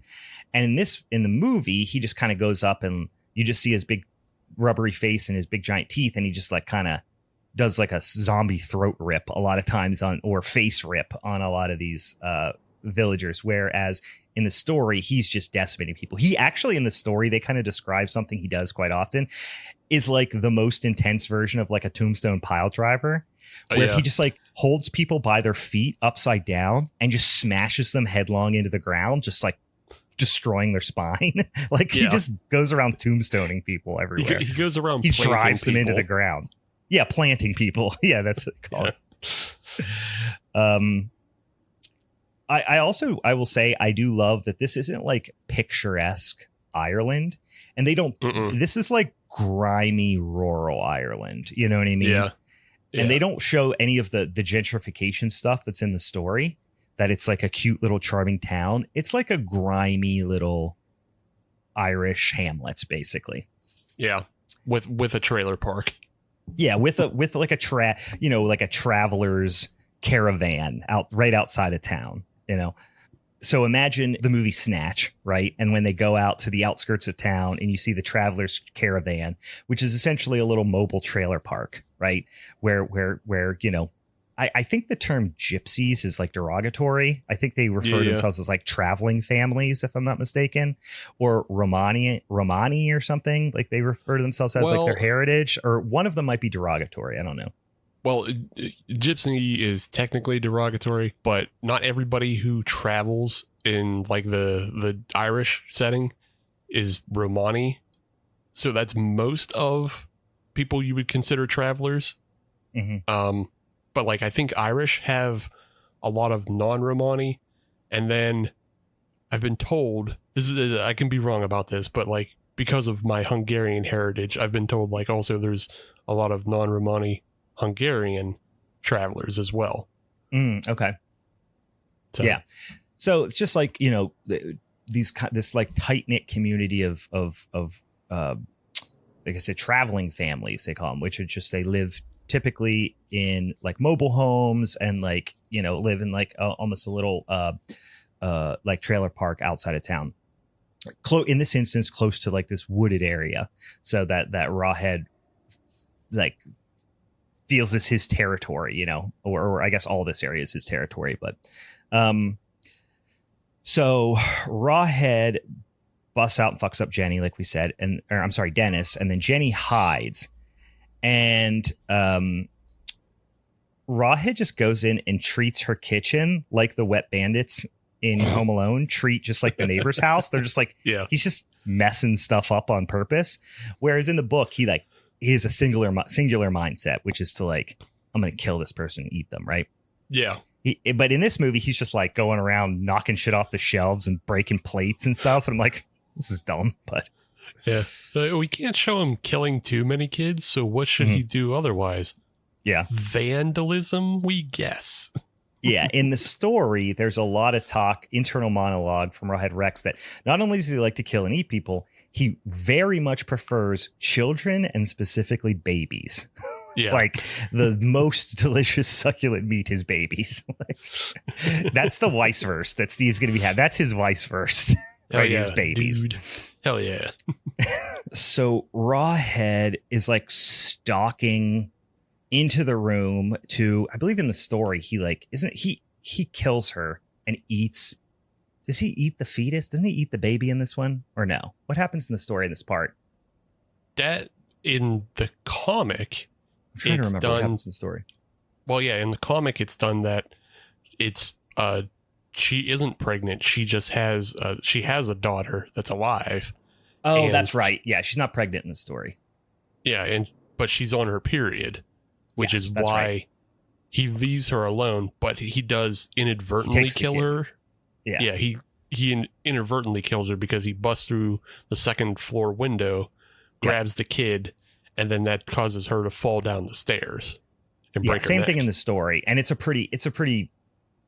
super brutal scene in the story too, because he leaves her alone because this is when you start to get the whole story behind. The only thing that like deters Rawhead at all is like, really we ultimately learn is like some sort of like feminine energy, but in this instance he will kill, but he doesn't typically likes to leave alone and will not eat women who on their quote unquote moon cycle. So that's what they call it in the story. But yeah, he does ultimately take the kid and like, yeah, the kid's neck is like snapped basically as he like whips her down the stairs. It's a pretty brutal scene, but anyway, in this instance, he leaves the pregnant Jenny alone. In the story, everything is much more like primitive, sexual, nasty, and in this, it's certainly more tame.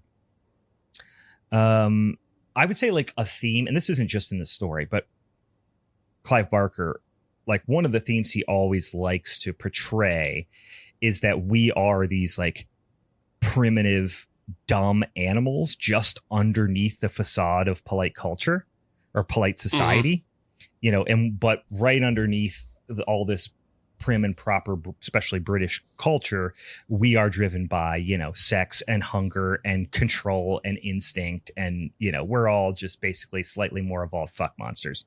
But, that's a big theme in the story and doesn't come through quite as much in the movie. You'd only get all of Clive Barker's stories are super horny, like 90% of them. Even when they don't make sense to be, he always has to inject like some naughty horniness. There's not a lot of that in this movie at all, besides just like the husband and wife just doing some like dirty kissing on the street and like suggesting that they're going to have marital relations. Like it's pretty mild in that capacity. Yeah. You do see some trailer park boobs at one point, and that's it. You do, and it's very forced, and I don't know why it's there. Just because it's the 80s and a horror movie, people would ask for their money back if they didn't see any boobs, I think. Right, yeah. So this cop shows up at Dennis and Jenny's farm and finds the house all fucked up, and Dennis is dead. No. They don't find Dennis. Rawhead has dragged him away, but he finds Jenny, and she is just like, I don't know, whacked out. She's just like has whacked out poo brains and is like laughing and crying now. It's her mind pretty confusing and dumb. Yeah, like, and the scene where Rawhead moves into the house and like grabs her, you're like, oh, this is gonna be sick. Either he's gonna like eat her, rip her fetus out, or kill her, or do something. And no, he just comes in and is like, ew, no, you're pregnant. And then just, I guess, leaves. It's So the whole like the cops from town combined with like, some big city coppers, some like detectives show up to try to sort everything out. Meanwhile, Rawhead's off, dragging Dennis's body into the woods. We cut to, the travelers camp, and you have this young couple, and I'm going to say they're like late teenage, early 20s kind of thing. And they've got this like younger boy, like maybe he's like 12 or something. And you get the idea he's like probably one of their younger brothers, and they're kind of babysitting him. And of course they're in like this little mobile home, so they don't really have any privacy, and they're like making out and shit. And the kid is like refusing to give them any privacy. So they get all pissed off, and they go out in the woods, to make fuck in the woods somewhere. Andy, the boyfriend, who's a total dickhead, like locks the kid in and like takes his toy and is like really rapey and just like generally kind of sucks. So you're like, this dude's definitely getting eaten for sure. Right. Yeah. This is an instance where, again, they're movifying things of making a character like deserve a death. Whereas like most of the people in the story they just get it for being alive and near Rex. Whereas he wants to kill. He lives to kill, and you don't have to do anything. In fact, the more like innocent you probably are, the more he's into it. If you're a person who smokes and drinks, like your blood actually probably tastes worse to him. It probably bums him out. So like, he wants literal babies to eat. Right. But in this, he's kind of a pseudo serial killer. They always turn him into a slasher villain in this movie a little bit. I do like in this scene though, it's almost a reverse of like common trope where, because Andy locks Neil in the trailer and then Rawhead is stalking around outside of the trailer, but Neil is trying to bust out to go get his toy. Like it's a reverse of the normal horror trope of like being locked in a house and trying to bust your way out to get away from the killer. Neil is literally almost busting into his own death. Yeah. Yeah, he does. And again, you think that the kid's going to get it. Spoiler alert, he doesn't get it. But Andy does. So it's Andy and Katrina. They're out in the woods. Like I said, Andy's being real pushy and rapey. The kid gets out and sees Rawhead first with Dennis, the previous guy's body in the woods. He's kind of got him strung up and is like, eating him or whatever. And the kid goes and alerts this other older couple. And I wanted this guy's beer. Like, I was just like, he's got like the English pub glass. He's like probably drinking a nice bitter in his camper. it just felt very cozy. Anyway, all the traveling folks all gather because they alert everybody like, hey, something happened to this kid. The kid's like too scared to talk. Then the couple, Andy and Katrina, they stumble upon Dennis's body in the woods and run. But they're running and Rawhead like, gotcha, jumps out of the woods. And then Katrina keeps running. She gets through the woods to all the traveler folk that are standing there. They're like, what happened? And she's like, Andy. And she turns and she's just holding Andy's hand, like severed hand in her hand, which is, again, that doesn't happen in the story. No. It's kind of it's a fun little scene. She's just holding a hand. Yeah, it's a fun little gag, but this is all very movified. They're straying away from the story pretty significantly, frankly, at this point. But it's very difficult to communicate the stuff in the story, like we said. So Howard, this scene is great in the story, and I can't remember if it's Coot or Howard at this point. I think they're like kind of mixing around timelines, but there's a scene that is pretty silly in the story, but the scene that it corresponds with, in the movie, that is the scene that it corresponds with in the story is awesome. But Howard sees Rawhead like from a distance, just like up on the hill, and then he's gone, and now he's spooked. He's like, I saw something, it's a big old scary monster. Meanwhile, all the traveler folks are searching the woods for this, whatever this thing is. There's a big scene in the story where like Rawhead like learns about gasoline, where he like smashes this car up, and they kind of do it later with like cops. But one of the things that he does in the story is basically like ambush people on the road driving in their car, like just smash up their car and flip it over and rip them out of the car and shit. And before he was buried underground by humans, like he knew fire was a thing. Like he used fire to keep warm, and he, killed people with fire, and he burned basically what he did it for is he burned the corpses of his victims. Was like a big thing he did back in the olden days. But now he's discovered back when accelerants. It's fashionable. Yeah. Now he's discovered accelerants. So now he accidentally discovers gasoline and that it's flammable. By smashing up this car in the book. This is a bigger part of the story in the book, because he's like, ooh, this is a new weapon that I have to terrorize humans. Is gasoline rules. Like I can set fires and explode people with gasoline. It also shows how he's kind of dumb to the world. Like he's, even though he is refers to himself as the king and all that shit, like he's also just a kind of a dumb animal because he views cars as another type of animal. Yes, that's a good point. There's a whole thing about how he sees these cars and is like, I know I'm gonna have to fight one of those eventually, and then he gets his nerve up and he goes and fights a car, and then when he kills the car, he quote unquote kills the car, he opens up the car and finds a human inside, and they're like, he's like, the internal dialogue in the story is like, these cars can't be that tough if they let these stupid humans control them. You know what I mean? Like, that's kind of how it takes all the fear away from him. Yeah, he's like, I'm not scared of cars anymore because humans control them. They can't be that powerful. I'm not afraid anymore. I'm not afraid anymore. Do you hear that?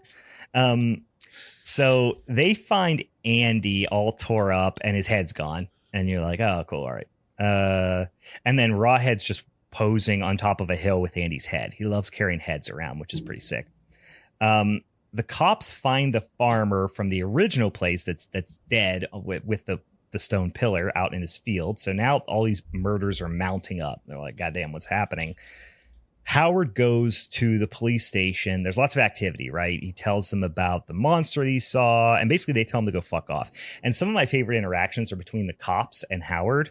They get better as we go on, but he's just saying, hey guys, I saw something. I kind of get the feeling something weird's going on in this town. And they're like, nah, dog, get fucked. And to be fair, he's not very convincing at all. He's just very like British. And he's just like, well, he's not British. They're American, by the way, traveling in Ireland, which in the story, they're all English. Howard, he just gets frustrated and leaves. One cop kind of wants to hear him out, but the other cop isn't having it. And he's like, maybe we should listen to him. And then the cop just throws his cigar and the other one's coffee, which is just a great little scene. I love the cops in this movie. Howard goes to talk to Coot again, and Declan is lurking around. And Howard is trying to translate the window that says, like, don't let monsters out from underneath the stone or whatever. Yeah. and then Declan crushes Howard's camera, and Howard roughs him up, and he's like, dick. He's just like stomps his camera. Yeah. He's like, you fucking jerk. It's just like, it's such a fun interaction because Declan is just escalating and everyone's so like prim and proper. And he just like roughs him up. He's like, I'm gonna smash you, kind of thing or whatever. Just British fights are so great. I love it because everyone's like doesn't want to curse, Yeah. So Howard and his family are in a good mood now. It's time. Hey, this is too. Let's just get the hell out of here. We're going to pack up. We're going to check out the next day. They're headed to Dublin. The whole family's excited to go to Dublin. And they have McDonald's in Dublin. They do. They talk about they have McDonald's in Dublin. They got a sick van. And Howard's wife ends up, she sees something in a field. She thinks it's a monster. They go back. No, it's just the most horrifying scarecrow in the fucking world. Like unnecessarily human, giant, scary scarecrow, which is silly. I'm like, why did that need to be there? But I get it. Yeah. There's a lot of redirects in the scene. And I remember this is one of the only scenes I remembered from when I watched the movie the first time. And it is fairly, the way it plays out is quite accurate to the story, but nowhere near as brutal. No. This is the most shocking moment in the story. And it is in the movie too, but it just pales in comparison. So snap back over, the traveling boy ended up drawing a picture of Rawhead Rex for the cops because he couldn't talk. And they're like, well, maybe it is a monster. And I'm like, so the testimony of like a well-educated, sound of mind, seemingly adult, doesn't warrant any consideration. But if a dumb kid draws a drawing of a monster, you're like, oh no, it's a monster. It doesn't make any fucking sense. So they're getting ready to go out. They're just leaving town in their van. They're all having a good time, joking around. And the daughter, who, like I said, is 4, 5, she's got to pee. And there's nowhere to stop. They're in the middle of nowhere. So let's just stop on the side of the road. And this is that infamous scene. And like I said, the best part of the story, it's this great redirection because Howard takes his daughter to go pee behind this bush. And he's like, go over there. And she's like a little girl and she's like shy. And also it's like this weird, creepy thing that like Clive Barker always has with, like, Clive Barker has like a peeing thing. You know, it's like if Quentin Tarantino has a feet thing, Clive Barker has a pissing thing. Sure. I've just picked up on that. And the little girl's like, don't watch me. And he's like, ha ha ha, like, that's cute. But it's also, like I said, it's in the book, it's a little creepy. Anyway, she goes to pee behind the bush and he can't see her. And you're like, that little girl is getting eaten for sure. And then all of a sudden you hear her scream and you're like, fuck, she's getting eaten. Howard runs over. He's like behind this fence. He's got to run over. And the mom jumps out of the car, hears the scream, runs. And you're like, this girl's definitely getting eaten or taken at least. And then they're going to have to go save her or whatever. No, she just seen like there's like a dead animal behind the bush and it scares her. So no, that was fine. It was just a little bit of a false alarm there. Meanwhile, like, let's say like 50 feet away, maybe 60 feet away, something like that. The son is sitting in the back seat reading a comic book, and Rawhead Rex just like comes leering over, looking through the window. The son sees it. There's a whole in the book, if I remember in the story, you're kind of experiencing it from the kid's perspective. Mm-hmm. Of the kid being like confused and scared and trying to like hide on the other side of the car. But Rawhead gets in there and essentially just like literally going towards his giant maw of teeth. And in the story, it's extremely graphic where they turn just in time, see this 9-foot tall monster holding up their kid. And like you said, it's very reminiscent in the story. I didn't make of the Saturn eating his son painting, because he literally like munches off the top of his head is kind of the way it's described. Just bites his damn head in half like you would a freaking chocolate bunny on Easter. So it's super graphic. And then of course, the parents watch it happen. Super brutal. In the movie, it's just like, oh, it almost happens off screen. I mean, not almost, it does happen off screen. Yeah, it happens off screen. Like it's probably in the story because, like I said, I think the comic it seems pretty faithful from the points we've been touching on as we've talked. But the comic even goes as far as to describe the fact that the kid like throws up in Rawhead's mouth as his head is bitten off. So like it's just full on like just terrible, disgusting, gross, and like the splash page is fucking gross. And all you have is like Ron, screaming as Rex looks at him with a mouthful of like kid flesh. So it is like you have to read the comic. It is so much better than the film. I'm sorry, it just is. But no, the film all you see is like there's blood everywhere.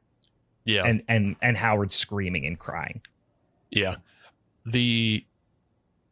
this scene also, it just, aside from everything kind of happening off screen, it's edited in a way that just I found annoying and like kind of toothless in a way. Yeah. Cause like once you see what's going to happen, they keep giving you these little, like, Rex is already on the scene of the car and you see Howard keep looking back to the car. And he doesn't see Rex. And that just doesn't feel right. It doesn't feel right that he doesn't see Rex when he looks back, even though Rex is already there. Because if Rex is supposed to be this 9-foot monster, you just want to be able to hide. I don't know. Yeah. It just doesn't feel right. Yeah, it's a little bit of like I said, visual misdirect in this. And whereas in the story, if I remember, it comes across as he looks over, he sees him, and he's like not really for a moment processing what he's seeing because it doesn't make sense. And then there's a moment of being like, frozen in fear Yeah. while he should be running to help. There's like a big feeling of helplessness in the story of like him being frozen in fear, but also what is he going to do against a 9-foot ancient monster? And then has to, of course, witness, you know, his son's like super gruesome death. So it's a super impactful part in the story. It's probably the most impactful part in the movie too, but it just pales in comparison overall. Yeah, it almost would be really, really effective in the movie too, because if it was just done a little bit better, because this is all occurring in the middle of the day when you I should mention it is broad. It's like 11 o'clock in the morning or early afternoon or something. Which every other instance, at least, you know, in the story and comic, it's either done under the cover of storm or under the cover of night that Rex has killed people. And then like there's even scenes of like Rex just laying out in a field enjoying a body under the starlight because he's a fucking pervert, you know. But this is, you know, right in the middle of the day and just signals like, oh, you're never safe ever from this fucking, you know, abomination. Yeah, that doesn't get communicated too well in the story, but the movie, like I said, doesn't really show anything in this, and it would have been hard because it's just this like rubber jawed mask that opens and has teeth, and then also weirdly has like another mouth inside its mouth, which I think they were trying to communicate in the story, that they explain it as it almost has like 2 sets of teeth, I believe. I'm trying to remember, but it has like a lot of teeth. It's this giant alpha predator, and they try to make it doesn't really work in the movie because it just looks like almost like has a little alien, like the movie Alien, mouth inside the mouth. So that part doesn't really work, and I wonder if they just kind of tried to edit as many parts of the movie out as that had as it could, because I don't even remember that from the first time I watched the movie.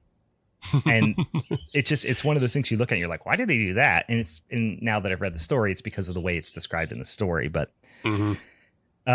this is when the scenes with the cops really heat up at this point. I love it. Heat up. That's a pun for what's going to happen later. Not on purpose. So anyway, they go back to the cops, and there's a big argument because obviously Howard's pretty pissed now because, you know, his kid got munched up. And he's giving them the business, but it's still this level of like British restraint that's happening. It's kind of alarming still and off-putting that his son's dead and it's kind of their fault, but he's just like, you should do your job. You know what I mean? It's like, I think I would be in there with an axe, just like decapitating people. but meanwhile, he's just like, how dare you? You know, he's not British, but. The fact that the scene doesn't start with him just screaming at the top of his lungs is, you know, like that restraint. Because it feels like he should just be yelling instantly yelling. And like nobody can calm him down. You get the idea he's been there a little while and he's been trying to help and he's just now getting frustrated, you know? Yeah. And it's like, but yeah, Howard goes back to the church because he's got to figure this out. You know, he's got to get revenge or whatever. So he goes out. Declan is there and he's talking shit. You know, and Coot comes in and Declan leaves. Howard, you know, figures out some shit about the stained glass and the pagan origins of the church and yada, yada. We're ahead of the characters at this point, and most of the stuff doesn't happen in the story. It's just talking about the stained glass windows and shards of it being used in other windows, and it doesn't make a lot of sense. And again, it's all being written into the script. None of this is in the original story. But Coot does touch the altar and gets burned, and then he gives a straight up Benny Hill look at the camera. He just looks at the camera, and you know that thing where like Benny Hill realizes he has an opportunity to do something naughty, and he kind of does that like blank face, turns into like kind of a grimace, smile, big eyed thing. Coot does that to the camera almost. It's so weird. The guy playing Coot, man, I don't know if I think the guys playing Coot and Declan are good actors or bad actors. I think they're bad actors. I think the Coot guy is. Declan is a little bit better. And he delivers some wacky lines later. But they're making a lot of bold decisions. I will give them that. That's what it is. It's bold decisions. I'm going to go with Coot is definitely a bad actor simply because later during the baptism scene, as it were, yeah, the way he runs away is the silliest run that I've ever seen on film. It's like an old man who hasn't run in 40 years trying to remember how to run. Yeah, it's like, for all the things that you should know how to do, like as an actor, and like you read your script and you go, okay, it says I run away. I don't know. Have I run in the past 40 years? Nah, I got that. It's running. It should be easy. I shouldn't have to sit down and I shouldn't have to practice running. Right. But no, he should have taken a day or two. He should have. Yeah, he should have worked on that.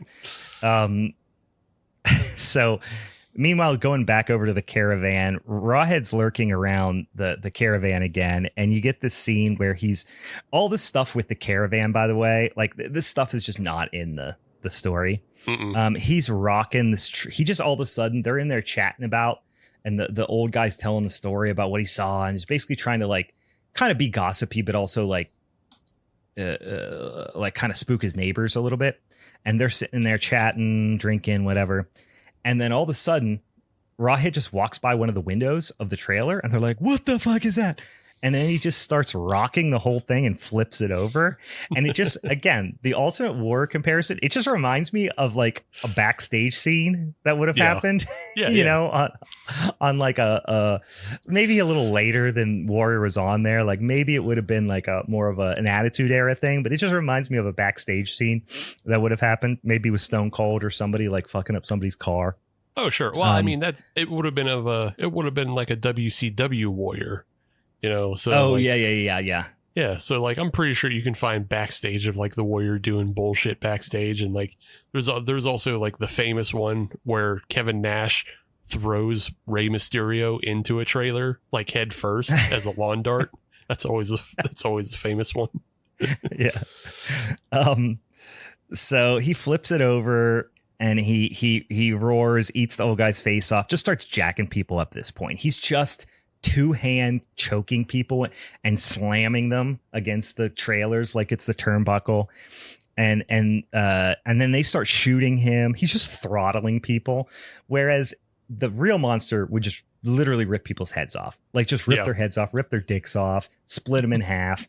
But he's just throttling people like he's freaking Boston Strangler. But there's blood like shooting out of their eyes. It's just chaos. The caravan is just chaos. They start shooting him with like rifles. It's just all hell's broke loose a little bit here. And I hoped more of this would happen in the village, but spoiler alert, it does not. That's a budget thing for sure. For sure. Yes. As is the car issue. I mean, they do a car thing later, but like him just dismantling a car, like that would have been impossible. Really, really difficult to fake here. Mm-hmm. The cops get a call that he's at the caravan. So they all run out there and it's like a war zone. There's bodies everywhere. There's a fucking explosion. And they're like, oh, he went down to the village, and Howard starts to figure out that there is some object that might be able to stop Rawhead. He's starting to make some connections here about the shit he's reading and the stained glass windows telling a story or whatever. The cops and this is the scene that happens earlier in the book where he ambushes people on the road. But in this instance, he ambushes the cops on their way back to town. And the main cop gets hypnotized by Rawhead.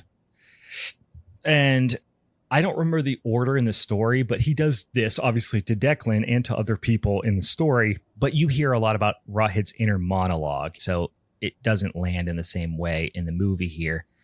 Yeah, especially here. It feels like a late stage. He has another power.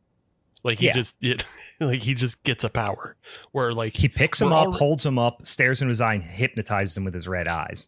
Yeah.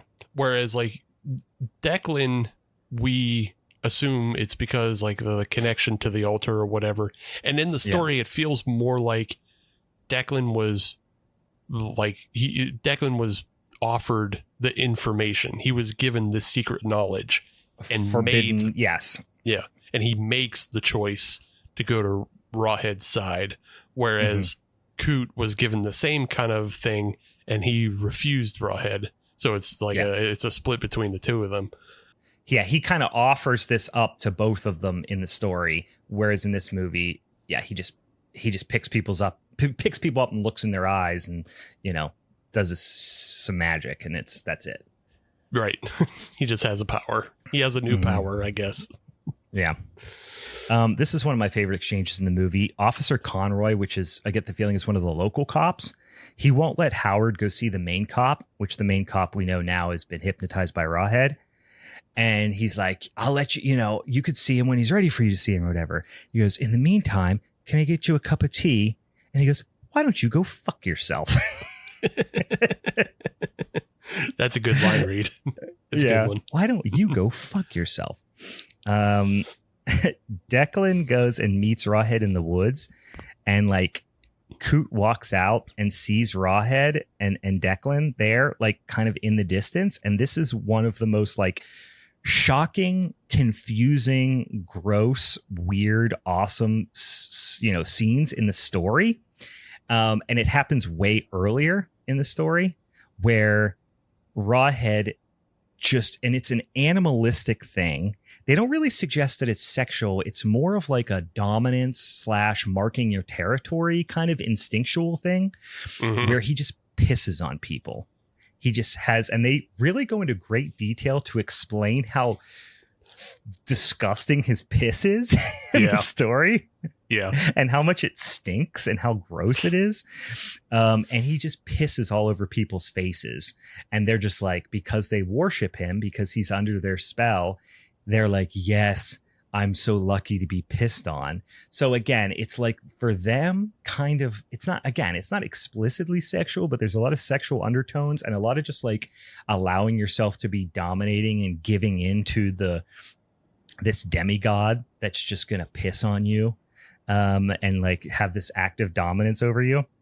But Coot walks out in the movie and just in the distance sees Declan on his knees and Rawhead with his back to him, just pissing all over Coot's Declan's like chest. Yeah. And it's I remember the first time watching the movie, I was like, what? Wait, what? Excuse me? Why is he just pissing on him? But in the movie, it's set up that is the type of shit he does. Like, it's not out of character. It's not that it's still shocking, but it's like, oh, yes, that is exactly something that Rawhead would do in the book. Like, he sits and like rips people's dicks off and like picks out their yummiest organs and pisses on them and just like, fuck humanity. But in this movie, he's just like, he was the ultimate warrior screaming and ripping people's throats out, and all of a sudden he's pissing on them. Yeah. Again, a different new power. Giant streams of violent piss. Coot goes in the church. This is another reason to read the comic, to just see that artwork. It's the most insane, like half a page of art. They dedicate, let me count real quick. 1, 2, 3, 4, 5, 6, 7, 8 to 9 panels of this scene. Just depravity. Yeah, just depravity. I mean, it's a great part in the story, but I gotta see the comic because this is such a wild scene. Because I remember even when I was reading, I was like, is he? Oh yeah, the pissing, because I had like forgot about it from the movie. So Coot goes back into the church and calls the cops, and I wish we could have heard the whole conversation of like, hey, I saw Declan. You guys know Declan, right? I walked outside and he's out in the field and he's letting the monster piss on him. You guys got to get out here. It's wild. He's wilding out. Then Rawhead just bursts into the church door, just, kicks it off the hinges kind of thing, chases Coot through the church. Meanwhile, pissy ass Declan just shows up behind him in the church. And it starts explaining stuff about like, he's my God and your God's a bitch and my God rules. And just saying all this stuff. And Coot's all very shocked. Like, you're a man of God. And he's like, Rawhead's my new God now. And blah, blah, blah, And And then he sees some records that Declan was hiding, and it's just like a drawing of Rawhead. It's all happening way too fast. Yeah, it's too much. Yeah. And then there's a great line here where then, Declan is like a younger man and Coot is old. So he's like, he kind of has the upper hand physically on Coot, and he's like, get up the stairs. Like he's going to go feed him to Rawhead, basically. He's like, get up the stairs. And he's like, for the love of God, do this. And he goes, get upstairs, fuck face. I can't keep God waiting. It's a great line. Declan has been up there burning shit in the church, which is like something he's been doing for a while in the story. Like he's just ripping up all the Bibles, all the sacred texts, everything, just burning it. Like that's what Rawhead told him to do. Right. So, he is, Declan gives Coot to Rawhead, but you don't really see anything because like the only thing you really see is like Rawhead is not scared of like Christian iconography. So that's one of the things that they're kind of suggesting, right? Is he's not scared of that. That doesn't have anything to do with like what he's about predates, Christianity is kind of what they're trying to suggest. That's very heavily suggested in the story, not as much in the movie. So he walks out and he walks out with Coot, right? Rawhead does. And in the book, he's just kind of got him dangling there, and you don't know if he's alive or dead. But in the book, he walks out holding him and then press slams him like Ultimate Warrior style.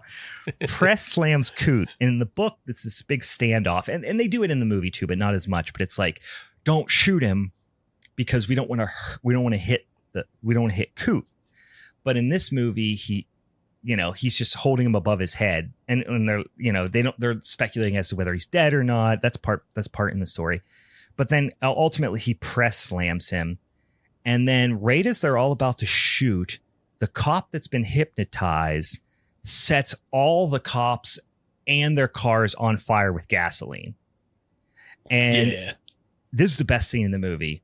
Yeah. You get this, you get this big, multiple body burns, flaming cars.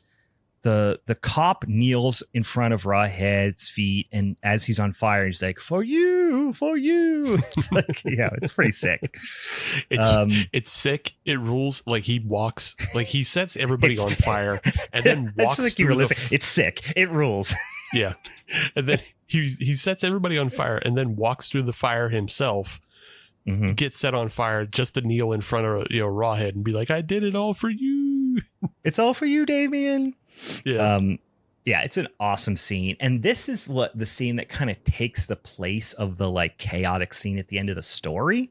Because the final showdown in the end of the story isn't just like the one-on-one like it is in this movie. And we'll get to it. But this is kind of taking the place of the chaotic craziness that is the end of the story. So Howard and Conroy hear something, about the altar. As Coot's dying, they run over and they're like, he's kind of laying against a gravestone. He's like, the altar, he just says something. They're like, oh, let's go check the altar. Howard heads back into the church. Declan's still in there tearing shit up. And they have a little brief fight scene. And Howard pries open. Ultimately, he burns Declan with a burning Bible, which doesn't happen in the story. But Howard pries open the altar, and there's what I can only describe as a glowing piece of the radical rock, not the aggro crag, but some sort of a woman like idol. And it looks like a little woman, like a little pregnant woman. In the book, he just describes it as like roughly the size of a football. It just looks like a fucking rock. So this differs pretty significantly from the story. Declan tells Rawhead Howard, got the thing in the altar, and now there's this showdown between Howard and Rawhead in the graveyard of the church. In the book, there's a lot of chaos going on. There's a lot of things that happen with a lot of different characters in the town, and basically he has like ravaged a section of town. It's shit is chaotic. There are fires burning everywhere. Like Rawhead has started to essentially like lay siege to the countryside, which is what his intentions were the whole time. Yeah. And I'll spoil the end of the story. So if you don't want to hear it, I mean, obviously we've talked a lot of it about, but the ending, you know, if you haven't read it, skip ahead a couple minutes. Rawhead, essentially, they have this ancient stone, which you come to realize is some sort of idol that represents feminine energy. And there's there's like this kind of dichotomy between Rawhead, who is like this just consume, eat, fuck, violence. You know, he's just this like raw, almost masculine energy. And the idea of like nurturing, like he's destroy, he's man, destroy, women, you know, gives life and nurtures. That's kind of dichotomy that they're displaying here in nature. And in the book, it's just a symbol, really. It kind of scares Rawhead a little bit because it kind of gives him pause, because he's like, oh, I remember that was not cool. Like that's the opposite of what I'm about. And then the way they kill Rawhead in the story is essentially he accidentally burns his own face, kind of, and can't see. And so then all the townsfolk take that as an opportunity to run up and just all beat his ass, just stomp him out, hit him with freaking pitchforks and stab him and beat his ass. And then once he's on the ground, Howard takes the big stone football that he found in the altar and smashes Rawhead's skull with it and splats his brains everywhere. That's how they kill him in the story. Yeah. That's not what happens in the movie at all. No. So the comic, I think this is the one thing that the comic kind of sticks to with the movie, is that when it's illustrated, it's very clear that it is like a fertility idol rather than just like a smooth football. So it's very clear that it's a fertility idol. But other than that, they stick to, you know, the story ending of like Rawhead is destroying the town. He's been ripping cars apart because they just park on the street and he can just tear them open. And then he lights gasoline fires, but he burns like half his face. And then Ron shows up with the idol, and then just in that instant of like Rawhead being, you know, struck by the symbol of fertility, people come up and then just start stabbing him and take him down, and then they smash his fucking brain in. Yeah.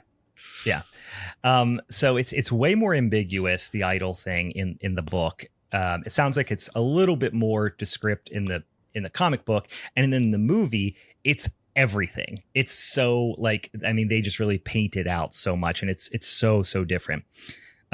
So the showdown, like I said, is initially between Howard and Rawhead, and then I don't know, Declan gets kind of horny as Rawhead rips his throat out, like, because he's been talking the whole time about how he's, you know, aspires for Rawhead to eat him. That would be like, that's how he wants to die. We gotta go back to one of Declan's line reads, because it might be the best / worst line read in the whole film. Is fucking him and Coot are arguing, and Coot's like, when they're still in the church. And Coot's like, what do you think he's going to do to you? And Declan says, kill me, I hope. just the way he extends hope. That's even before he goes like, get upstairs, fuckface. Like that's in that same scene. Yeah. Just the way he extends hope for like seconds. It's like, what the fuck, dude? Yeah, that was great. It's almost like that outtake from It's Always Sunny in Philadelphia, where like the what are the brothers that fuck each other? The McPoyles. You know, the McPoyles. Have you ever seen that ad read when they're at it's the McPoyle wedding episode, and he's like, "Where's your brother?" And he's like, "He's dead," and they're like, "He died?" And he's like, "He's dead." That outtake, that's almost how he delivers that line. Anyway, so the wife shows up for some reason, right? And now her like feminine energy, she's holding up the it's like a talisman / idol, whatever. She holds up the idol, which in the movie like has a little vagina, like it's very surface level, and crazy red robed goddess like image projection, it's almost like it jumps up above her head in this like magical glowing lights, and energy lightning is bouncing around off of all the ancient graves, and it subdues Rawhead long enough for Howard to just whack him with a shovel or something. Either it happens shovel or very an axe. fast, or like a mattock, like a pickaxe or something, right? Yeah. And then the whole like feminine fear thing is played out a lot more, because he's like, even Howard, like, it's like just cut to Howard and he's like, it had to be a woman. It's just like really, I mean, I get it. You got to explain this more to a movie audience, but yeah. I think none of the whole like fear of women happened before this, whereas that's like laid out a little bit more in the story. Yeah, I mean, aside from Rex like not attacking the pregnant woman at the beginning but like the like you said, the little vagina on the statue opens to glowing light, and so it's shooting out light, and then like the red robe individual is something that was already telegraphed in the church because it's on the stained glass window. But Howard had assumed, I didn't even make that connection. I was just like, this is so dumb. Yeah. Well, Howard had assumed that it was a man. It was like an ancient priest, but oh no, it's a priestess in charge of it. It's a lady. Yeah. So yeah, this is very movifying it, because you have to have a spectacular ending, and they do that with all the fucking Ghostbuster effects on the film, shooting all the lasers out and paralyzing Rex, and then so the ending in the story, or at least the comic, is the way I interpret it, is we've been talking about how like it's the femininity that is the reverse and the opposition to Rex. But that's not what defeats him in the actual story. It's still actually male energy that's defeating him, because like they're just brutalizing him, and then they smash his head in with a rock. Like it's not the same thing as we're seeing here, but we see maybe a little bit of it, because Rex is taken down and paralyzed by the feminine energy. And if he had just been left to get fully destroyed, rather than Howard coming in and hitting him with like the axe or the shovel or whatever, because that causes the grave to break and he falls down the hole. Yeah, because the energy that she's putting on him is like kind of withering him up a little bit. Like he becomes a little bit more like little and withered. And then it's kind of like, Howard just comes up and like, and just whacks him. And it's like, you kind of fucked it up. You get the feeling he maybe didn't allow the continuation to, or the whatever they were doing to him to finalize or something, to complete whatever was happening. Yeah, or they didn't know how to fully complete it because it was lost knowledge. Also, she fucks it up and drops the fertility statue in the hole too. Yeah, it's just like it's like a lot of like, well, maybe they were going for something else, but like because this wasn't even in the original story, it's hard to like translate what this was fully supposed to be realized as anyway. Right. So I don't know. Yeah. And then the next day you have the little kid that got scared earlier, and he's at like a gravestone, or he's at like a grave site, and Rawhead just kind of pops out. He's like, like they just zoom in on Rawhead's face. Basically, he doesn't even pop out. So you're like, oh, he's still alive. Got it. So they do a little Jason jump scare at the end, which is pretty dumb, kind of awesome. The whole movie, that's a good way to describe it.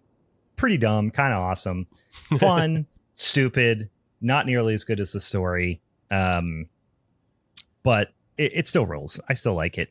If you know Clive Barker, like I said, the story is way more like hedonistic, sacrilegious, sexual, brutal, like just, yeah, super into eating children and babies and organs and raping and ripping off dicks and all that sort of stuff. So if you're into that type of stuff, definitely go read the story. This is pretty tame in comparison. Yeah. Everything's a lot more subtle in the story.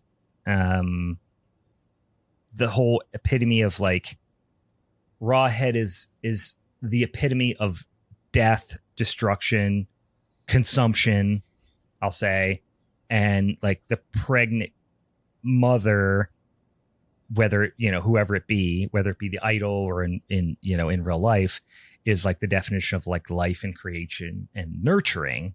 So that is like what balances him out, I guess. Like it's supposed to be this whole big like naturalistic kind of story of like, I don't know. I mean, there's a lot of avenues for symbolism here, and I didn't read up on any, but I wonder if it's like, this kind of the earth, reclaiming the natural order type of thing in the story. I got that almost an environmental message in that sense. Sure. But then there's also definitely like a lot of, like gender role type of stuff, obviously, as there is in a lot of Clive Barker's work. Like that's undoubtedly there. That's big with him. But yeah, I don't know. I didn't read up on a lot of symbolism. There's just a lot of like undertones through of all kinds of things, like the things you mentioned, but also like the new world is rejecting the old world and just completely destroying it. Because like, even though Rex was like all powerful, back in the day, and like I think they even make mention of like his brothers. So like there was more than just Rex back in the day. They do, so, yeah. That this was a race of apex predators. Yeah, so like back in the day they were the king shit. They were everything, but today he can't survive. Even though he can do a little bit of killing, eventually the guns would have taken him down. Eventually, something as simple as gasoline eventually killed him. Yeah, he burned himself on gasoline because he's too stupid. He doesn't know what a car is, and then he gets his head smashed in with a rock. So he wasn't really all that powerful. But in the end, what he's representing is he's representing an old world that just has no place anymore, and even something as all powerful as him gets consumed by just the suburban village life. Because Ron, as we mentioned in the story, is just a wealthy, like English elite who is like he's only in that town because he wanted to buy a small, like he could buy like a country house. Home. Right? Yeah. Yeah. He was like a finance guy or something. Yeah. Yeah. And so he just represents this encroachment of the urban life and the erasure of culture and all of that type of shit. Yeah. And in the end, he wins the story. So even though he dies, it's presumed that he is mortally wounded or close to it at the end of the story, right? That's not in the comic. No, I think in the story, it doesn't say it flat out, but like I think he was like mortally wounded or close to it in the story. I'd have to go back and reread the ending, but it feels pretty like, it was like his last hurrah was smashing down the rock that killed him. Again, I might be imagining that, but that's kind of what I remember. It's been probably a month since I read the story, but yeah. But then also you have like the tones of religion as well, and like religion is erased in this film as well. Or it's erased in the film, but in the story, because both Coot and Declan, it doesn't matter if they stayed faithful or not, or switched allegiances. They were both erased for worship, is what they were. Yeah. Yeah. So yeah. Yep. Yeah. Yeah. There's a lot of cool themes in this story. It just you have to read the actual story before you watch the movie to appreciate the movie a little better. Because otherwise, the movie is just dumbass fucking monster film with bonkers, crazy scenes. Pissing, yeah, crazy scenes happening. Yeah. All right, guys. Hey, if you've got any other suggestions for Clive Barker movies, we should check it out. He's got a lot of bonkers ass stories that would be just impossible to put on screen.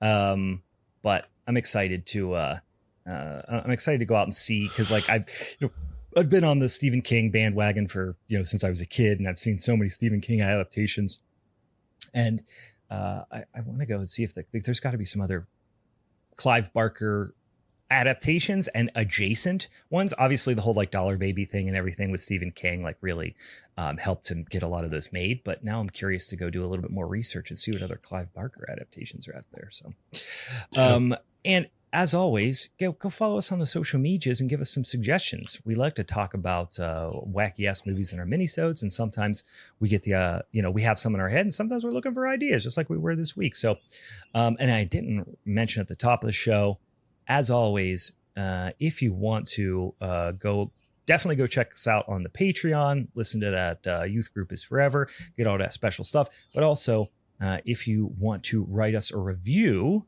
on your podcatcher app, on your Apple Podcasts, Spotify's, whatever, please do that, because it helps out a lot. And you can DM me your address. I'll send some fucking stickers in the mail. I finally broke down. This is silly that it took me this long, but I finally broke down and got Spotify Premium this week. And so I've been spending a lot of time on the Spotify's. I had Amazon Music for a long time because it came with one of those subscriptions I had to something else, but Amazon Music sucks. It fucking sucks. Yes. And I finally just canceled it and got Spotify. And I'm like, fuck, why did I wait so long to do that?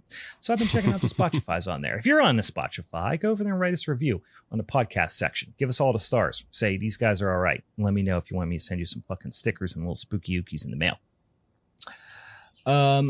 Steve, anything else? Obviously, join us next Monday, which will be our Showdown episode, as we have Louie from the Haunted Hangover podcast to want to talk about Eerie, Indiana episodes. Anything else in the meantime we should be mentioning, Steve? No, I just was thinking about how I would love to see like a modern remake of this film, because that'd be great. One, I don't like the creature design in either the comic or the movie, so let's try to get a good Rawhead design. Two, I think this would be awesome. Like, if they've already changed it out of the small English town, and I think that was probably of the time back then. I think you could apply that to today and get a better sense if like you set it somewhere like Oklahoma. And you get into like that gentrification of like bringing the Starbucks into the Midwest, and like how all these old West towns are now like being gentrified in by people who are moving out of the big cities from LA and Dallas Fort Worth area and shit like that. Because then you have the multiple layers of history from like Native American history, which was replaced by these rootin' tootin' fellas that. Now those rootin' tootin' fellas are now getting replaced by just fucking graphic designers. So like, I think you can find those kind of levels in that, and then you can have maybe get a nice Skinwalker type Rawhead Rex instead of fucking goof ass shit that we've been seeing. Yeah, I could see that. I could see it somewhere in like the upper Midwest. In Minnesota and the Dakotas, Montana, or even in the Pacific Northwest. That'd be cool too. Yeah, Idaho-ish. Yeah, I could see some like dang old monsters up there. Well, guys, make it. Let's go.